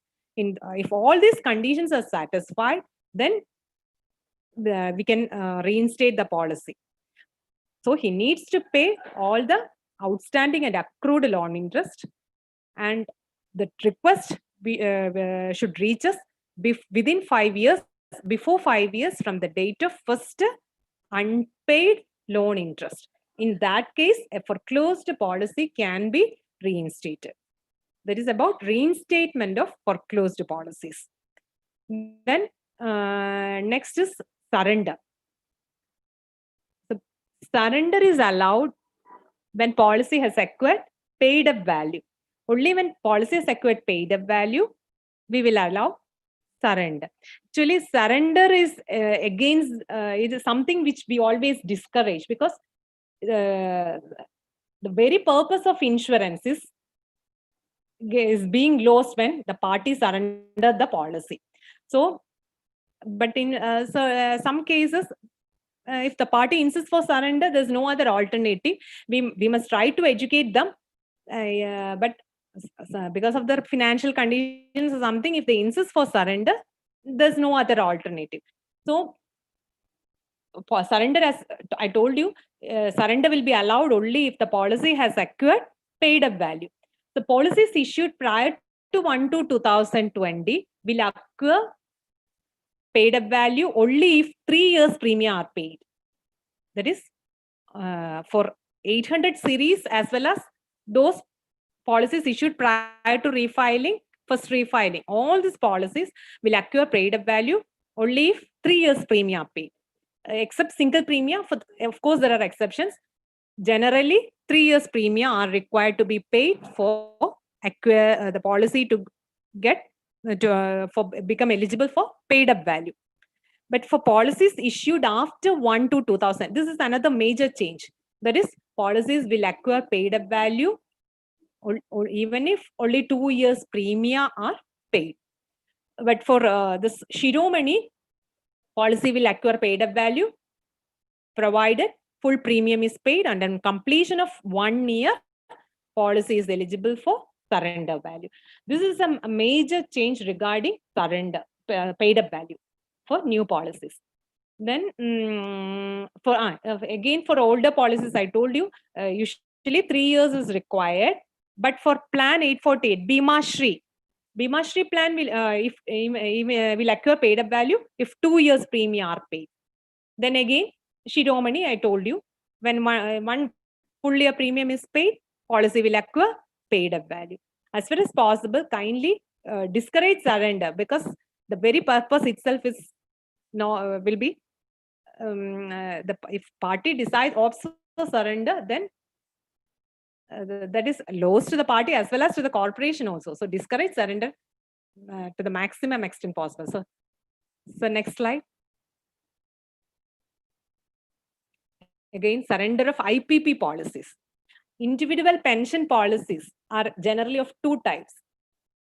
This area is of great concern for branch people, because mostly this IPP policies, the surrender proceeds are really, the procedure is really complicated. So individual pension policies, as you know, are of 2 types: deferred policies as well as immediate annuity policies. And the rules are different. Rules of surrender is different for individual policies, for deferred as well as immediate annuity policies. First, I will tell you about the Jeevan Shanti, the policies which were recently introduced.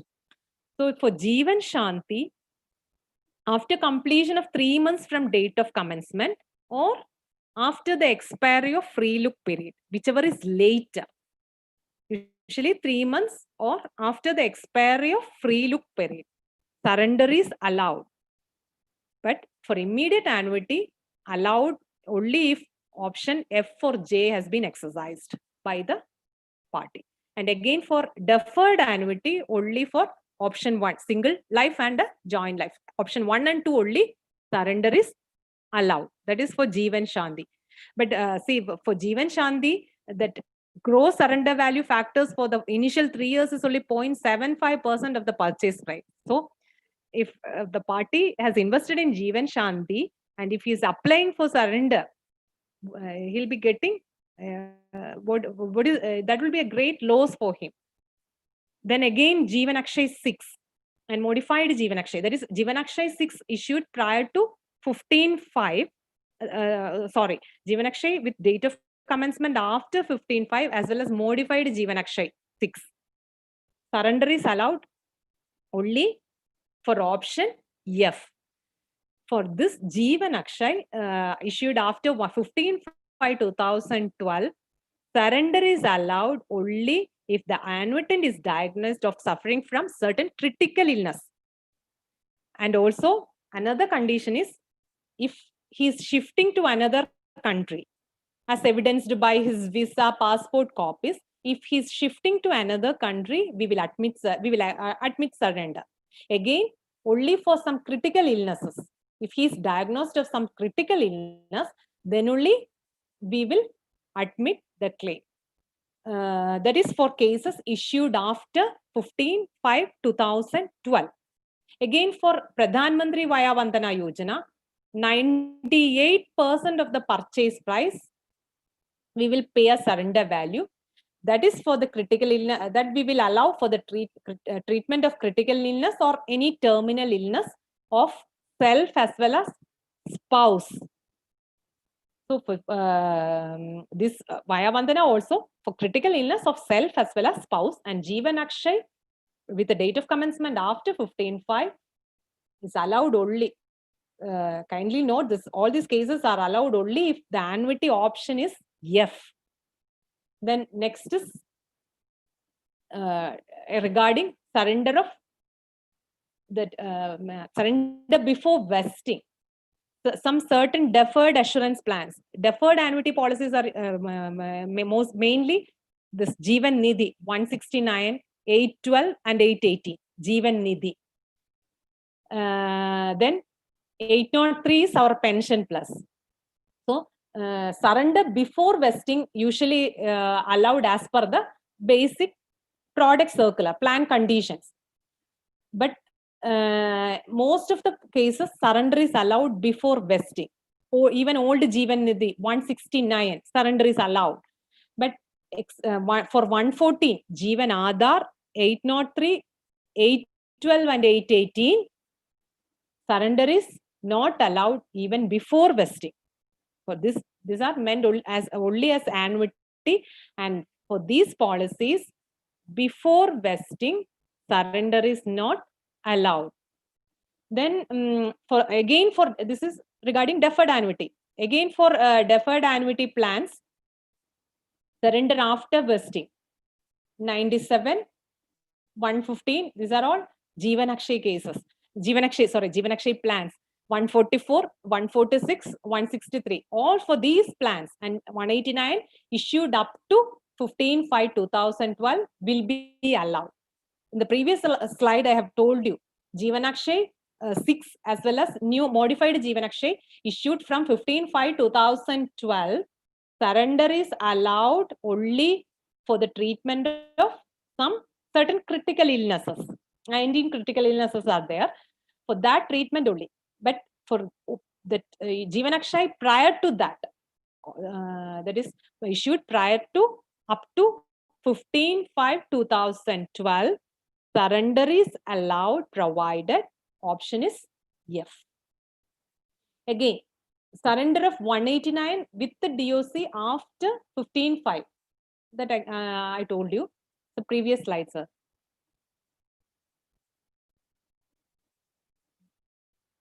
Previous one. Yes, that is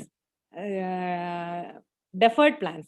Deferred plans 147, 148, 169, 191, etc. That is they are vested and converted to annuity option F. 169 and all, if once vested, market plus Jeevan Akshay, Nidhi, etc. once vested up to 23/8/19, that date is important, 23/8/19, and converted to annuity option F, surrender will be allowed for treatment of critical illness only. So all these cases, surrender is allowed for treatment of critical illness only.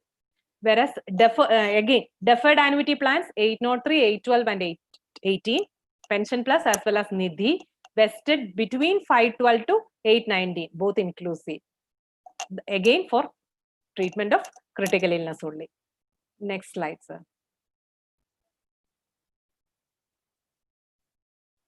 Then this is another recent change, that is deferred annuity plans 169, 172. Then our new market plus policy, then pension plus and Nidhi, vested on or after 24/8/2019, surrender shall be similar to Jeevan Shanti. There's no need for critical claiming amount on the basis of treatment for critical illness. That is, for all policies which are vested on or after 24th of August 19, there's no need for this critical illness claim.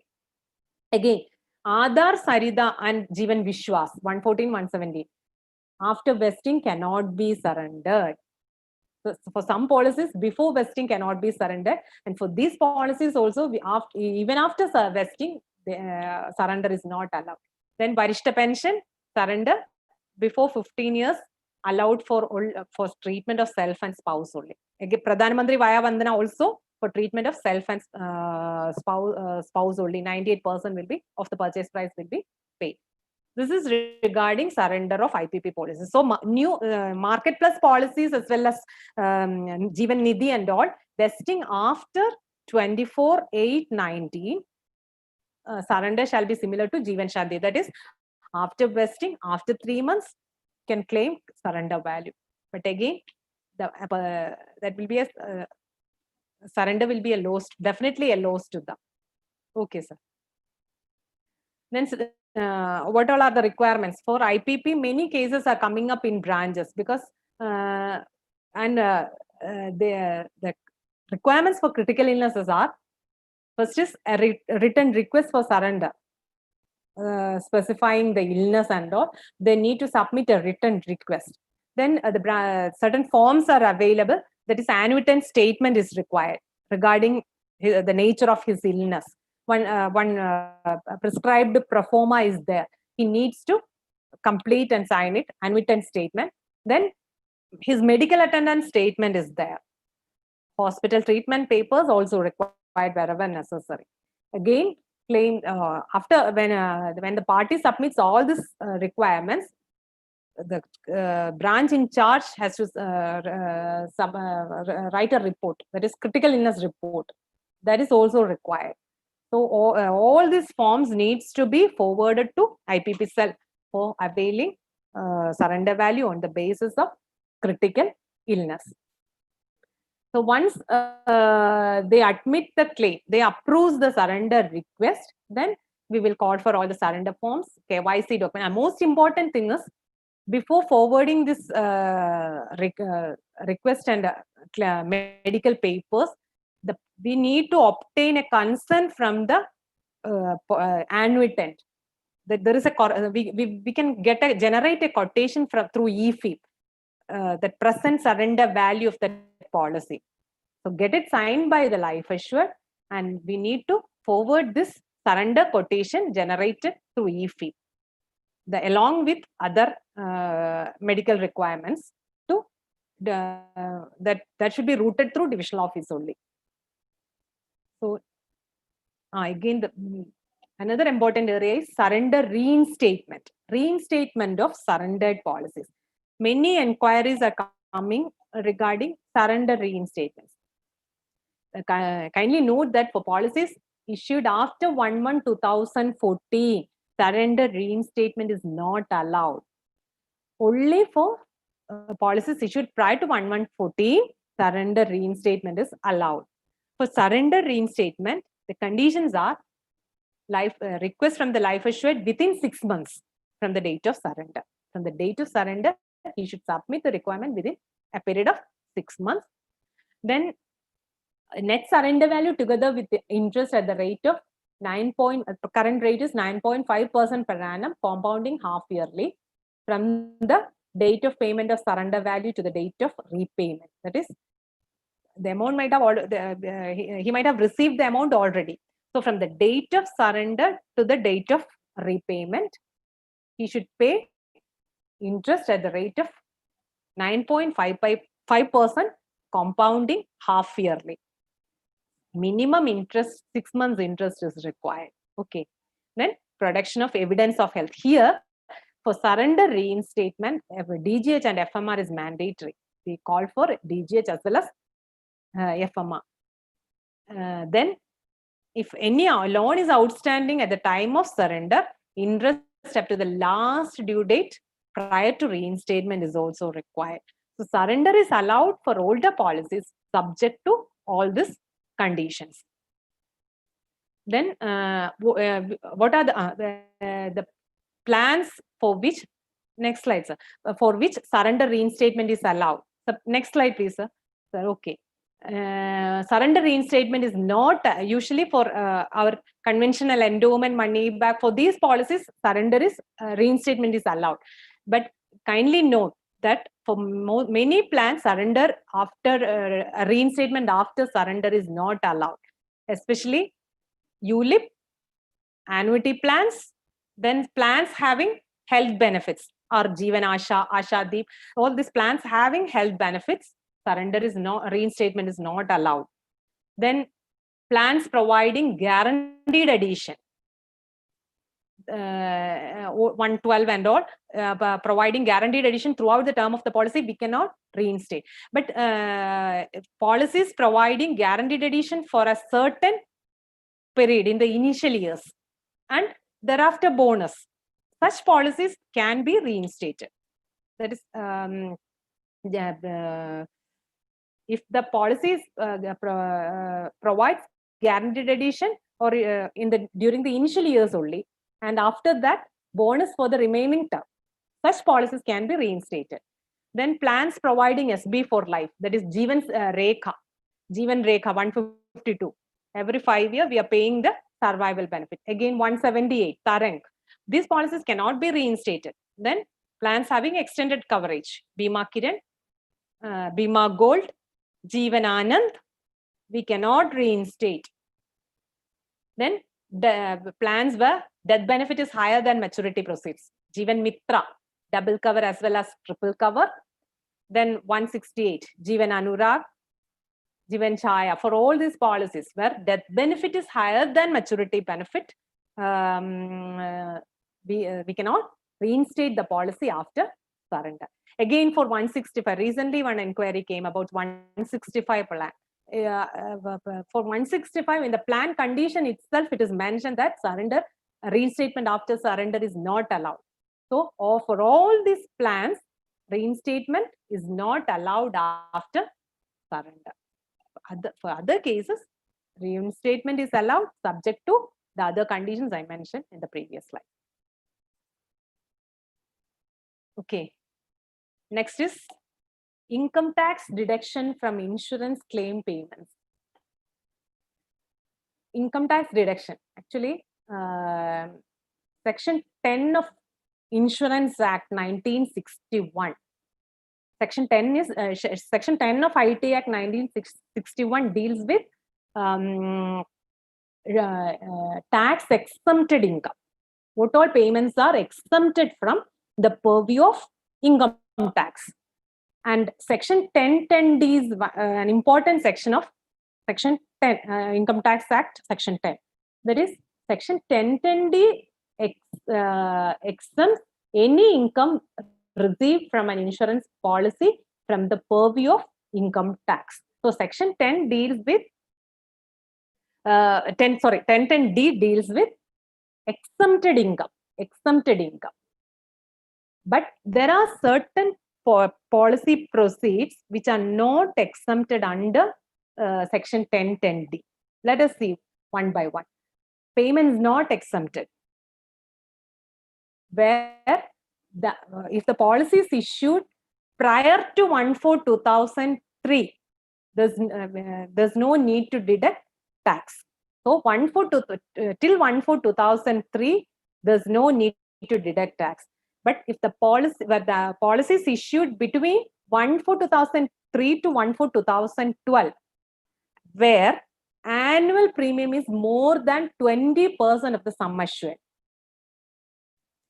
This for single premium policies, definitely premium is paid in lump sum, so it is not exempted under 1010D. Tax is payable. Again, and for policies issued between 2003 to 2012, sum assured annual premium is more than 20%. This happens when short-term policies, for short-term policies with high sum assured, this can happen. Again, if it is more than 20%, then only taxes, it is not exempted and we will deduct tax. Again, from 1/4/2012, if annual premium is more than 10% of the sum assured, then it is not exempted under 1010D and we will deduct tax from the claim proceeds. Okay. Then next slide, sir. Income tax deduction. Okay, amendment to section this IT Act. Section as per section 194DA of Income Tax Act 1961. With effect from 1/9/2019, policy proceeds are not exempted under section 1010D. General rule actually is 20% will be deducted as income tax. If they are not exempted under 1010D, from the eligible payment, we will deduct 20%. But if PAN is available, the amount we will deduct is only 5% of the net income component. That I will explain you. For residents as well as non-residents, the tax rule is different. Non-residents I will deal later on. For resident Indians, if for resident Indians, if the net income component is considered, if the by considering the total premium paid by the policy holder, we will add up the total the total premium paid throughout the term of the policy, that is being reduced from the maturity or claim proceeds. So total benefit claim minus total premium paid, that is the net income of the life assured. If for that net, we will apply tax on that net income component. For resident Indians, if the gross payment is less than 1 lakh, there is no need to deduct income tax. So the payment is more than 1 lakh only, we need to calculate the net income component. Then for that net income, we will charge income tax at the rate of 5%. Okay. So, suppose for a person, if he is having 2 policies, for one policy, the gross, suppose that is a endowment, single endowment policy, whose maturity proceed is 50,000. Suppose he has paid 30,000 and he is getting 50,000. So we need not deduct tax for that policy. If he is a resident Indian, we need not deduct tax because that claim amount has not reached the threshold limit of 1 lakh.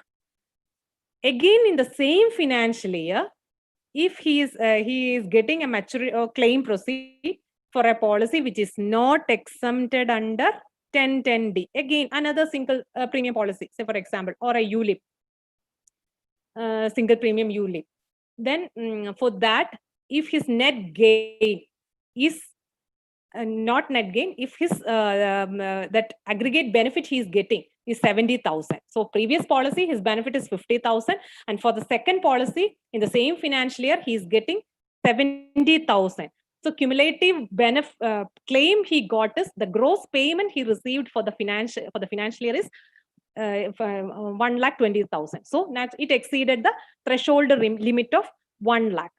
In that case, we will combine the net gain and we will deduct tax accordingly. The system has a check for that.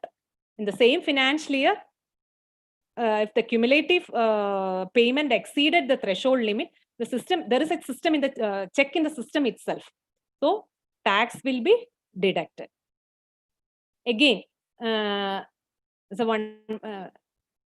this is regarding resident Indian only. Another scenario is that for one policy, if a party is having 2 policies, one is both policies are not exempted under 1010D, that is tax is payable.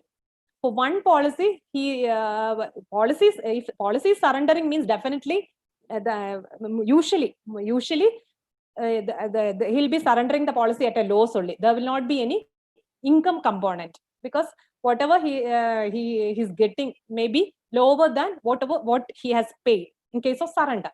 Suppose for one policy there is negative income, and another policy he got say for example a ULIP surrender, his income component is he's getting amount more than the threshold limit, and we are deducting tax. But in this case, netting cannot be done. The loss in one policy, that gain in one policy cannot be compensated with the loss in the second policy. That is another scenario. So this is regarding tax deduction from the claim payments made to resident Indians. Again, one more thing is, if PAN is available, the tax is 5%. But due to this special COVID scenario, in order to provide more funds in the hands of taxpayers, government has come up with certain packages, and as the current rate of interest is only 3.75%. So for the current financial year up to 31/3/2021, we need to deduct income tax at the rate of 3.75% only for resident Indians on the net income component, provided the threshold limit, the gross claim payment exceeds 1 lakh.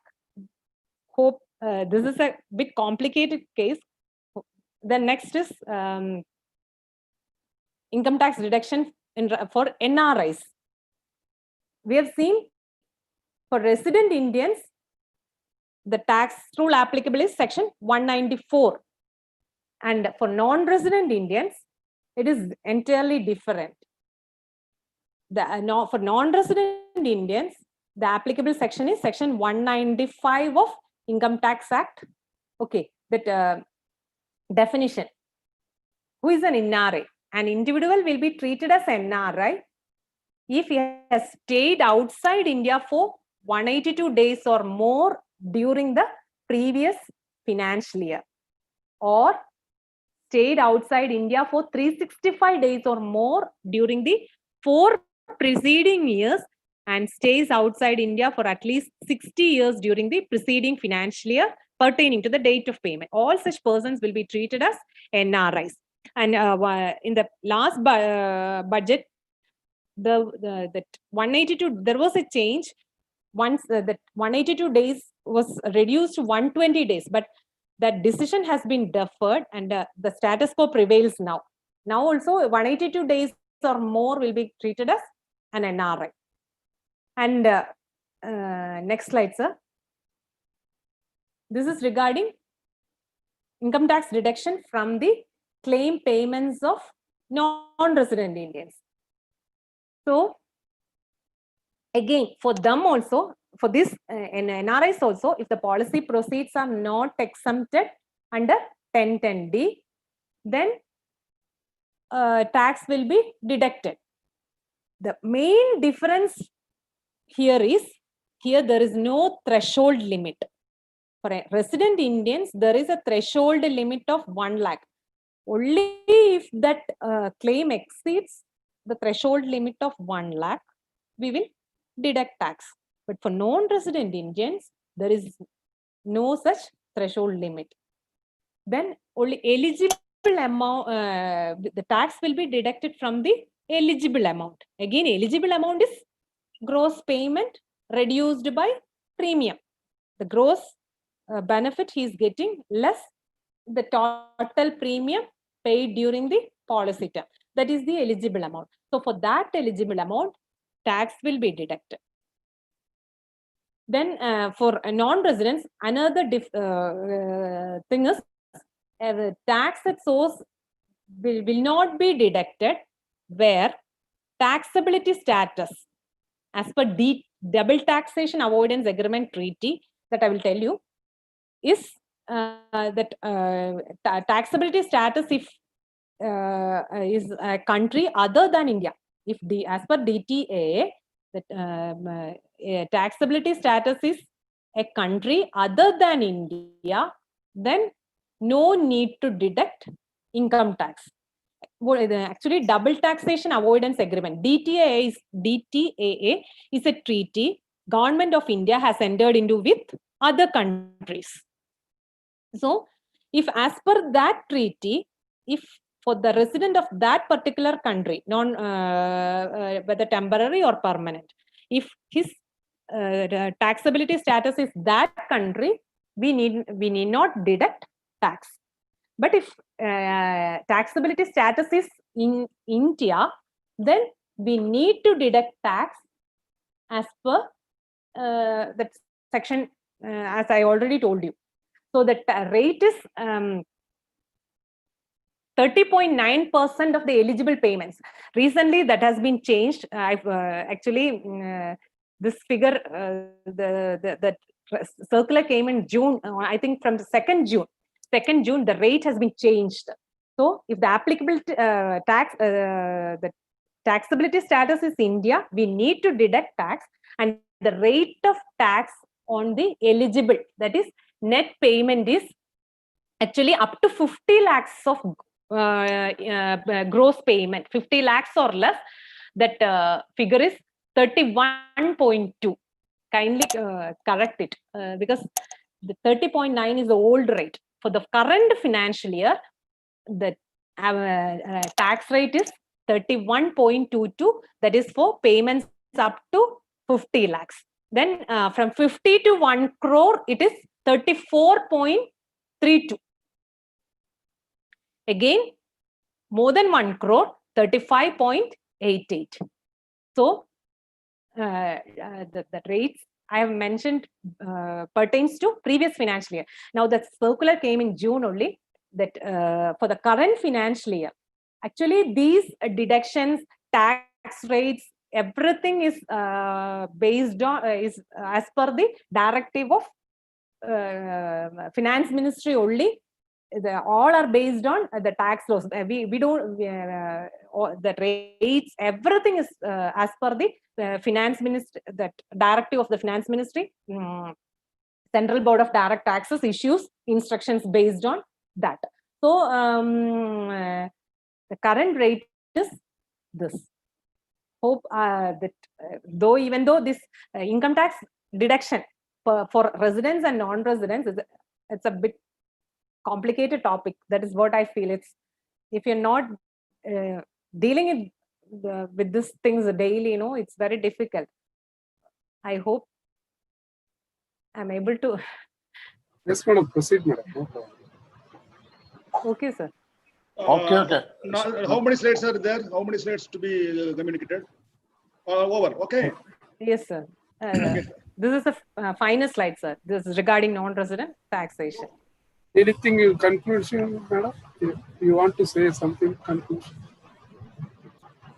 Conclusion. Conclusion, yes, sir.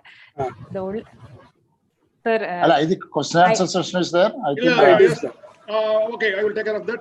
Madam, do you want to say anything?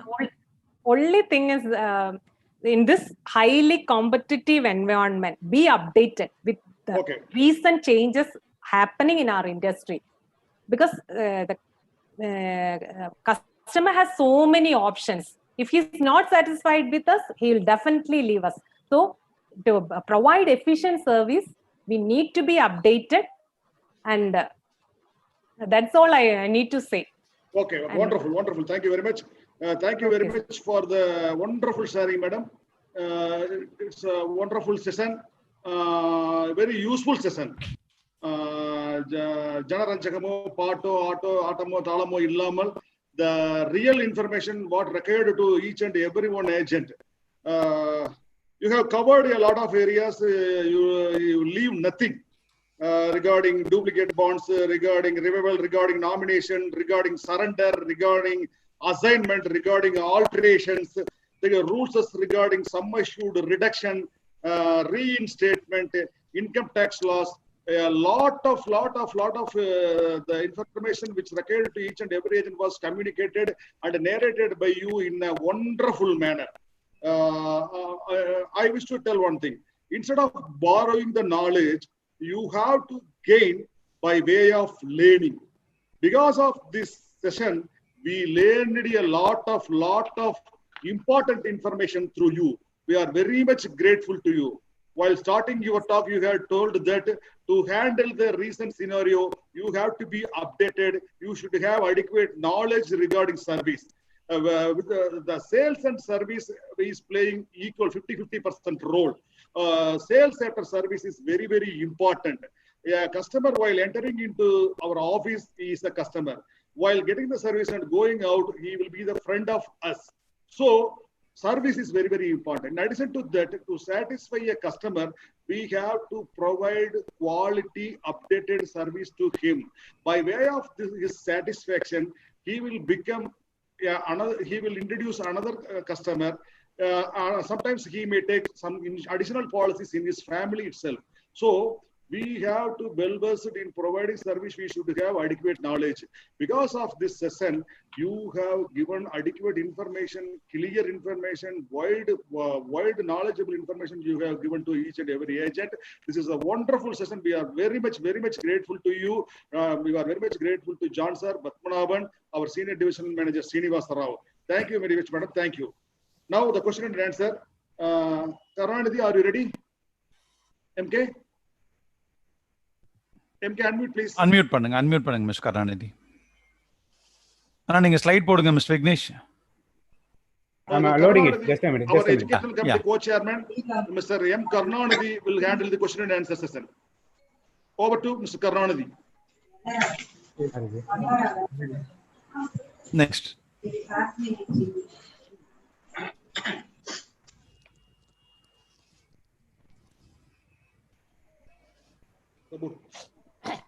Good evening, all.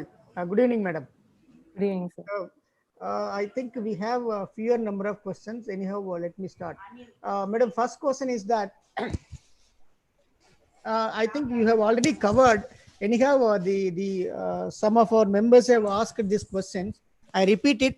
You can just repeat the answer. So we understand that some of the policies maturity and survival benefit is taxable at the hands of the policyholder, and tax is being deducted at source. Which are the products the tax is being deducted and at what rate? I think you have shared it in your presentation. Yes. I don't think there is a need for. And is there any difference in tax treatment for policies which are matured and policies which are surrendered? Suppose some policy, if it is matured, there is no tax deductible, and if it is surrendered, the tax will be deducted. Is there any such thing in our system or in policies where the maturity is non-taxable, whereas if you surrender the policy, it is taxable? I think some of the ULIPs pension products, this condition may be there. Usually there is not much difference in the tax treatment of policy matured as well as surrendered policies. So it is treated at par. Yes, surrender as well as maturity proceeds are treated at par only, sir. Right. Yes. Thank you, madam. The next one. But a policy whose date of commencement is 13th February 2015, and ECS usually it is being deducted on 15th of every month.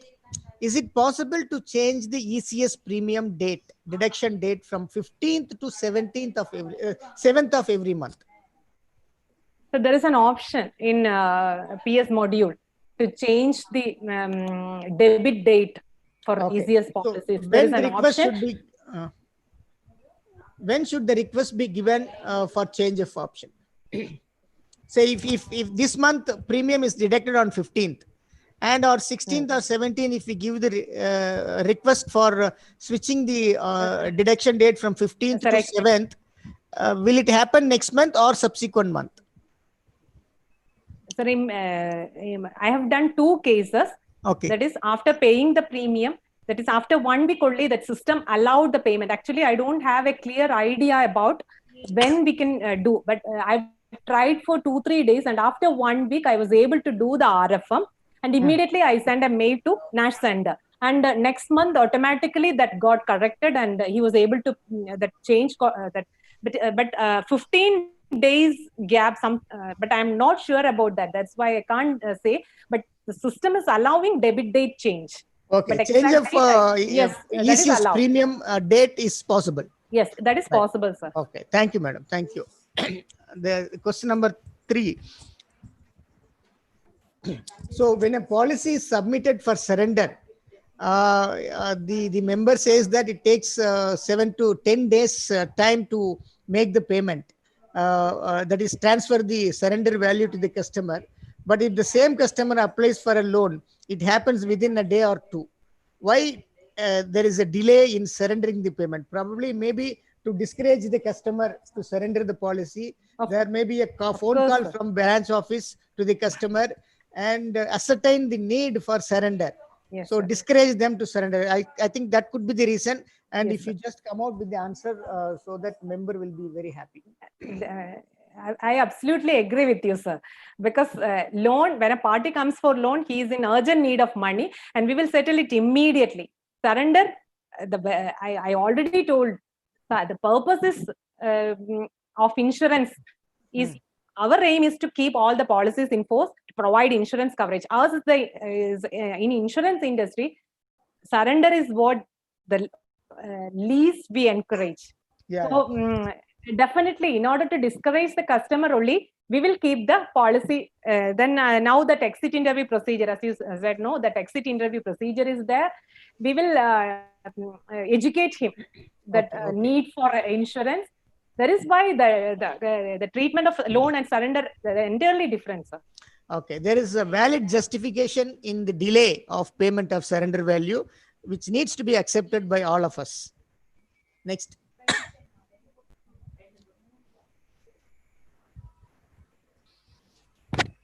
This is, madam, when settling a claim, that is the policies which are taxable, we deduct tax. So if the customer gives PAN card, then we deduct the rate at which the tax TDS is lesser rate. If they don't submit PAN card, it is at a higher rate. So the member asks for why you charge higher TDS when the PAN is not submitted. Actually, income tax decisions, these are all as per the government directive only. Yes. And I think we are not actually, the general rule is we are deducting 20% of the tax. 20% is the general rule, tax deduction. But if PAN is there, we are actually, that question should be reversed. We are not penalizing the customer if PAN is if he is submitting the PAN. It is only a government rule. Maybe the government wants to encourage more people Correct, madam. I can give an answer for this question. So, okay, sir. If the PAN is submitted, so the income tax department knows that where the money goes. Yes, yes. Sir. How much it goes, and what is his existing the income, and at what rate this maturity benefit should be taxed. So it will be added to his current income, and accordingly the tax will, because TDS is not the amount of tax that is payable. TDS is just an advance tax payable on that maturity payment. Actual tax will be arrived at after ascertaining his other income. If PAN is there, it is possible. And if PAN is not there, then it is not possible to find out who received the money, how much he received, and whether that payment is taxable. So all this confusion will be there. That is why they charge higher rate, and the customer can file his returns. And if his income is within the taxable limit, then he can get the refund of the excess tax deducted. So it is a government order, income tax department order, and LIC has nothing to do with this. Am I correct, madam? Yes, sir. Yes. Thank you. Next. Madam, nowadays we prospect the people, we get business across India, from across India. So when we propose an insurance for a client who is in Mumbai, and all medical formalities are to be done in Mumbai. So where the agents can get the information about the TPS available across the country. So how the proposal procured from other states can be processed, madam? Any idea? Or TPA list is available. Yes, TPA list. TPA list is available in zonal. Every zonal site in actuarial department that TPA list is available, sir. Is it available in the website? Contact. Yes, in the zonal site, it's in LIC zonal site. Every zonal site, NB department site, it is there, sir. Okay, madam. So member who asked this question can visit LIC website and find out the list of TPS, their contact number from the website, or it is also available in the NB department of each and every branch. Yes, it is available in the branch, and from branch itself they have to send a mail to the will concerned process. TPA. Okay. Yes. Madam, many people who buy insurance when they are in India, subsequently they leave for employment abroad, and when the policy matures, they're in US or Australia or some other foreign country, and what is the procedure to get the maturity claims settled in his favor? Whether should he send the discharge voucher signed by him, attested by a person in his country of residence, and courier it to India, or can he do it online? A discharge form attested by any person is acceptable. Can he send it by mail from his country of residence?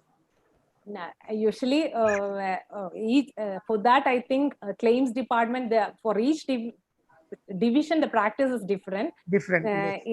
Yes.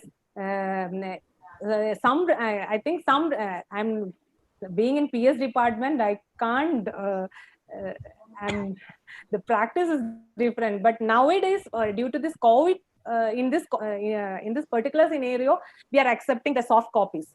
If we are getting the discharge form signed from abroad along with the copy of the policy, soft copy of the policy, all the pages of the policy document, and PAN copy is mandatory. If we are getting all the soft copies, we are processing the claim, and now this has been extended to 31st July also. Yeah. And otherwise, sir, what is the difficulty in sending? And we can send a scanned copy of the discharge form to the claimant, and he can sign it, get it witnessed by anyone. No need anyone can witness it, and they can return it. But so he cannot send it by mail. What customer asks is, see, I'm sending the discharge witnessed by mail, and I am giving my bank account. You are anyhow crediting the payment to my bank account only. Even if I send it the physical documents, you will credit to this account only. Then why you insist on the physical discharge voucher, for which he has to pay, say, from for a courier to be sent from US to India, it takes about $75. So it's about 5,000 rupees for a simple process which can be sent by mail immediately. But we want the customer to send it by courier, physical copies, by spending 5,000 rupees. Because anyhow, we are crediting the payment to his bank account only. That is what one of the customers asked. Why so much of procedures in this digital world? Because he questions everything. Previously you were sending reminders, renewal notices by post. Now you are not sending it by post. You are sending SMS, you are sending mail. Previously you are issuing check. Now you are crediting the amount to the bank account. So Gurnadi, your argument is right and correct, but unfortunately, Resmi cannot do it. Yes, the decision has to be taken at the central office level. Yes, sir. Correct. Refer the matter to central office. So this is the last question. That is why I took some. Yeah, yes, sir. Karnanade, 1 second. I think I can supplement this. Yes, sir. Please, sir. In fact, COVID has changed many of our activities and things we do. Yes, so sir. This towards this, after this COVID pandemic has crept in, LIC is allowing sum assured up to 5 lakhs online settlement of claim. Oh, that's great. A customer has to send a scanned copy of policy bond and discharge form through mail and bank account details. Claim will be settled to that up to a sum assured of 5 lakhs. Maybe gradually things will improve and all claims may come into this, because COVID is going to stay back for a long time, it seems now. Yes, sir. That is the thing. But one thing, sir, in that case, PAN card is compulsory. Am I right? Yeah. Yes, yeah. That is all those things. PAN card or some proof, his passport copy. No, PAN card itself is the must, I think. No, if 1010D is there, not required. Conventional policies, it is not required. Okay, sir. Thank you. Thank you very And much. the questions we received is over. And if we allow Time is over. Time over. Okay, please. Okay, then over to the president for further proceeding. Thank you very much. Thank you very much, Mr. MK. Our educational committee co-chairman, Mr. Karnanidhi, took a lot of pain to collect the questions and make the presentations in front of you. So my sincere thanks to Mr. Karnanidhi. Karnanidhi is asking the question on behalf of our agents alone. This is not his perception. So on behalf of agent, he asked that question. Thank you very much, my dear MK. இந்த நேரத்தில் ஒரு அறிவிப்பு என்ன முக்கியமா சொல்ல போச்சுன்னா, according to madam's word, the rules are always inevitable.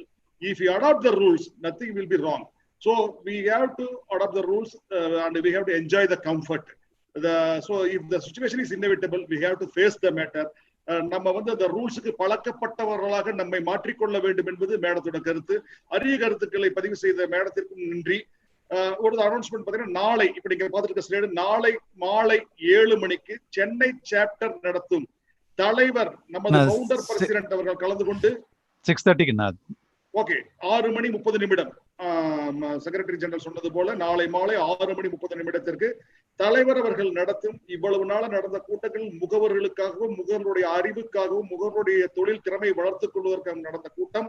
நாளை நடைபெற இருக்கும் கூட்டத்தினுடைய சிறப்பு, இது குடும்ப உறுப்பினர்களுக்கான உங்களது துணைக்கான கூட்டம். நீங்கள் முகவர்களாகி நீங்கள் உங்கள் துணையுடன் அமர்ந்து உங்களது இல்லத்திலே இருந்து ரசிக்க வேண்டிய அற்புதமான கூட்டம், மிகவும் சுவையான கூட்டம். 82 வயது நிரம்பிய கிட்டத்தட்ட ஒரு 60 ஆண்டு கால திருமண வாழ்க்கையை சந்தோஷமாக அனுபவித்துக் கொண்டிருக்கக்கூடிய நமது ஃபவுண்டர் பிரசிடென்ட் அவர்கள் இந்த நிகழ்வினை தொகுத்து வழங்க இருக்கின்றார்கள். அந்த நிகழ்வில் நீங்கள் ஒவ்வொருவரும் உங்களது துணையுடன் அமர்ந்து நிகழ்ச்சியை கண்டுகளித்து மகிழுமாறு கேட்டுக்கொள்கின்றோம். அடுத்தபடியாக for the benefit of Kerala people, இங்கிலீஷ்ல ஒரு வார்த்தை சொல்லிருங்க. I request all the Keralians to attend the program tomorrow. It's a Tamil program which will be presented by our founder president. It's a spouse meet. You have to watch the program with your spouse, better half. So my heartiest welcome to you. This is the program which will be conducted by the Chennai chapter agent, one of the vibrant chapters which is working excellently towards the welfare of Lugi. My heartiest congratulations to Chennai chapter and the chapter's president, secretary, treasurer, and all the office bearers. I request everyone to please do join in the Zoom program tomorrow evening by 6:30. Thereafter, another program, one of the important programs which will be addressed by Sri P. Muralidharan, Additional Executive Director LIC of India, on 11th July 2020, Saturday. This program will be started by 7 p.m. This is program between 7 p.m. and 8:30 p.m. Question and answer sessions also available. Don't miss this opportunity. The Additional Executive Director will address on 11th July. Please be ready to attend two important programs. Suppose if you are having any doubts regarding some matters, please ask the questions. Send the questions to Vignesh. இந்த நேரத்திலே இந்த நிகழ்வை மிகச் சிறப்பாக நடத்துவதற்கு உதவியாகவும் இந்த கேள்வி பதிலை முக்கியமாக தயாரிப்பதற்கு உதவியாகவும் இருந்த நமது PRO விக்னேஷ் அவர்களுக்கு இந்த நேரத்தில் நன்றியை கூற விளைகின்றேன். அடுத்த நிகழ்வாக any announcement Ravi Nasar, any announcement? ஒரு சின்ன யாருக்காவது ஏதாவது சந்தேகம் இதுல பிஎஸ்ல இருந்தா let them WhatsApp the questions to Vignesh. Okay. Or to anybody, they will transfer to me and I will get it clarified through Resmi. Thank you. Okay sir, மிக அற்புதமான வாய்ப்பை வழங்கியுள்ளார் ஜான் சார் அவர்கள். அவர்கள் கூறியதை தமிழில் கூற விளைகின்றேன். உங்களது சந்தேகங்கள் ஏதாவது பாலிசி சர்வீஸ் மேட்டரில் இருந்தால் உங்களது கேள்விகளை நமது PRO டி விக்னேஷ் அவர்களுடைய வாட்ஸ்அப் நம்பருக்கு தமிழில் எழுதி அனுப்பினாலோ ஆங்கிலத்தில் எழுதி அனுப்பினாலோ அதற்குரிய பதிலை மரியாதைக்குரிய நமது மென்டார் ஜான் சார் அவர்கள் பெற்று உங்களுக்கு அளிப்பார் என்கின்ற உறுதியை பதிவு செய்கின்றார். இந்த வாழ்த்திற்கும் இந்த உறுதிக்கும் லுகியின் சார்பாக ஜான் சாருக்கு மீண்டும் ஒரு முறை நன்றியை கூறிக்கொள்கின்றோம். அடுத்த நிகழ்வாக இந்த நிகழ்வின் முக்கிய நிகழ்வின் நன்றியுரையாட்ட எங்களது அன்பு தம்பி மேட்டுப்பாளையம் கிளை R Senthilkumar FCHFP. He is one of our executive committee members, ஒரு vibrant agent. இந்த நன்றியுரையை வழங்க காத்துக் கொண்டிருக்கிறார். அவரை நன்றியுரை வழங்குமாறு மிகுந்த அன்புடன் கேட்டுக்கொள்கின்றேன். Over to R. Senthilkumar FCHFP, executive committee member, Mettupalayam கிளை. மிக்க நன்றி அண்ணா. அற்புதமான காணொளி நிகழ்ச்சிக்கு நன்றியுரை வழங்க எனக்கு நல்லதொரு வாய்ப்பினை வழங்கிய உதயின் ஸ்தாபகர் பீஷ்ம பிதாமகன் மரியாதைக்குரிய தலைவர் திரு P. ஸ்ரீனிவாசன் ஐயா அவர்களை வணங்கி மகிழ்கிறேன். தான் மந்திர சாவி என்ற ஒரு அருமையான கருத்தை கூறி துவக்க உரை வழங்கிய ஐயா அவர்களுக்கு முதற்கண் நன்றி கலந்த வணக்கத்தை தெரிவித்துக் கொள்கிறேன். சிறப்பான இந்த காணொளி நிகழ்ச்சியின் சிறப்பு விருந்தினராக கலந்து கொண்டு ஒருவருக்கு பாலிசி கொடுப்பதோடு நம் கடமை முடியவில்லை. அந்த பாலிசிக்கு தேவையான சர்வீஸ் என்னவெல்லாம் இருக்கிறது என்பதை A to Z முறையில் குறிப்பிட்ட சமயத்தில் அதனை செய்து கொடுக்க வேண்டும் என்பதை தெளிவாகவும் மற்றும் புதிய மாற்றங்கள் பற்றியும் தெல்ல தெளிவாக எடுத்து கூறிய திருமதி Reshmi S Pillai, administrative officer, policy service, Chengannur, Kerala கிளை அவர்களுக்கு நன்றியையும் நன்றி கலந்த வணக்கத்தையும் தெரிவித்துக் கொள்கிறேன். லுகியின் தலைவரும் இந்த காணொளி நிகழ்ச்சியினை தொகுத்து வழங்கி கொண்டிருக்கும் கோபி சிங்கம் சீனு என்று அனைவராலும் அன்புடன் அழைக்கப்படும் அண்ணன் திரு A. வெங்கட சுப்பிரமணியன் அவர்களுக்கு நன்றியை தெரிவித்துக் கொள்கிறேன். லுகியின் செயலாளர் திரு K. ரவி அவர்களுக்கும் பொருளாளர் திரு R. சீனிவாசன் அவர்களுக்கும் நன்றியை தெரிவித்துக் கொள்கிறேன். வாழ்த்துறை வழங்கிய Kottayam division senior divisional manager திரு ஸ்ரீனிவாச ராவ் அவர்களுக்கு நன்றியை தெரிவித்துக் கொள்கிறேன். லுகியின் CEO திரு B. குருமூர்த்தி அவர்களுக்கு நன்றியை தெரிவித்துக் கொள்கிறேன். லுகியின் எஜுகேஷன் கமிட்டி சேர்மன் திரு S. நரதராஜன் CFP அவர்களுக்கும் கோ சேர்மன் திரு M. கருணாநிதி FCHFP அவர்களுக்கும் நன்றியை தெரிவித்துக் கொள்கிறேன். அபிஷியல் ட்ரெய்னர் திரு R. Prabhakar development officer Salem அவர்களுக்கும் லுகியின் துணை செயலாளர் திரு N. நாசர் அவர்களுக்கும் துணை பொருளாளர் திரு விஜயகுமார் அவர்களுக்கும் நன்றியை தெரிவித்துக் கொள்கிறேன். வரவேற்புரை வழங்கிய திரு திருமலை அவர்களுக்கும் சிறப்பு பேச்சாளரை அறிமுகம் செய்த திரு ரெகி சாம் செரியன் அவர்களுக்கும் நன்றியை தெரிவித்துக் கொள்கிறேன். டெக்னிக்கல் சப்போர்ட் திரு சுதீர் அவர்களுக்கும் PRO திரு D. விக்னேஷ் அவர்களுக்கும் நன்றியை தெரிவித்துக் கொள்கிறேன். அனைத்து சாப்டர் நிர்வாகிகளுக்கும் CDC நிர்வாகிகளுக்கும் மற்றும் உறுப்பினர்கள் அனைவருக்கும் நன்றியை தெரிவித்துக் கொள்வதோடு அனைத்து FCHFP CIP ஸ்டூடெண்ட் மற்றும் அனைத்து லுகி உறுப்பினர்கள் அனைவருக்கும் நன்றியை தெரிவித்துக் கொள்கிறேன். இந்த அற்புதமான நிகழ்ச்சியை ஏற்பாடு செய்து கொடுத்த கோட்டயம் சாப்டர் திரு பத்மநாபன் அவர்களுக்கும் மென்டார் திரு TU ஜான் அவர்களுக்கும் கேரளா லுகி நண்பர்கள் அனைவருக்கும் நன்றியையும் நன்றி கலந்த வணக்கத்தையும் தெரிவித்துக் கொள்கிறேன். நன்றி, வணக்கம். மிக அற்புதமான நன்றி உரை கொடுத்த 3 நிமிடத்தில் அத்தனை பேருடைய பெயரையும் யார் பெயரையும் விட்டுவிடாமல் கவனமாக நன்றி உரையை தயாரித்து மிக சிறப்பாக வழங்கிய அன்பு தம்பி R. செந்தில்குமார் FCHFPக்கு எனது மனங்கணிந்த வாழ்த்துக்களையும் பாராட்டுகளையும் தெரிவித்துக் கொள்கின்றேன். நன்றி, மிக்க நன்றி. And special thanks to our lovable SDM Rao sir. கடைசி வரைக்கும் கூடவே இருந்து பார்த்துட்டு இருக்காங்க. He has witnessed that. Yes. So my special thanks to goes to Mr. Rao sir also. And Resmi madam கேட்க வேண்டாம்.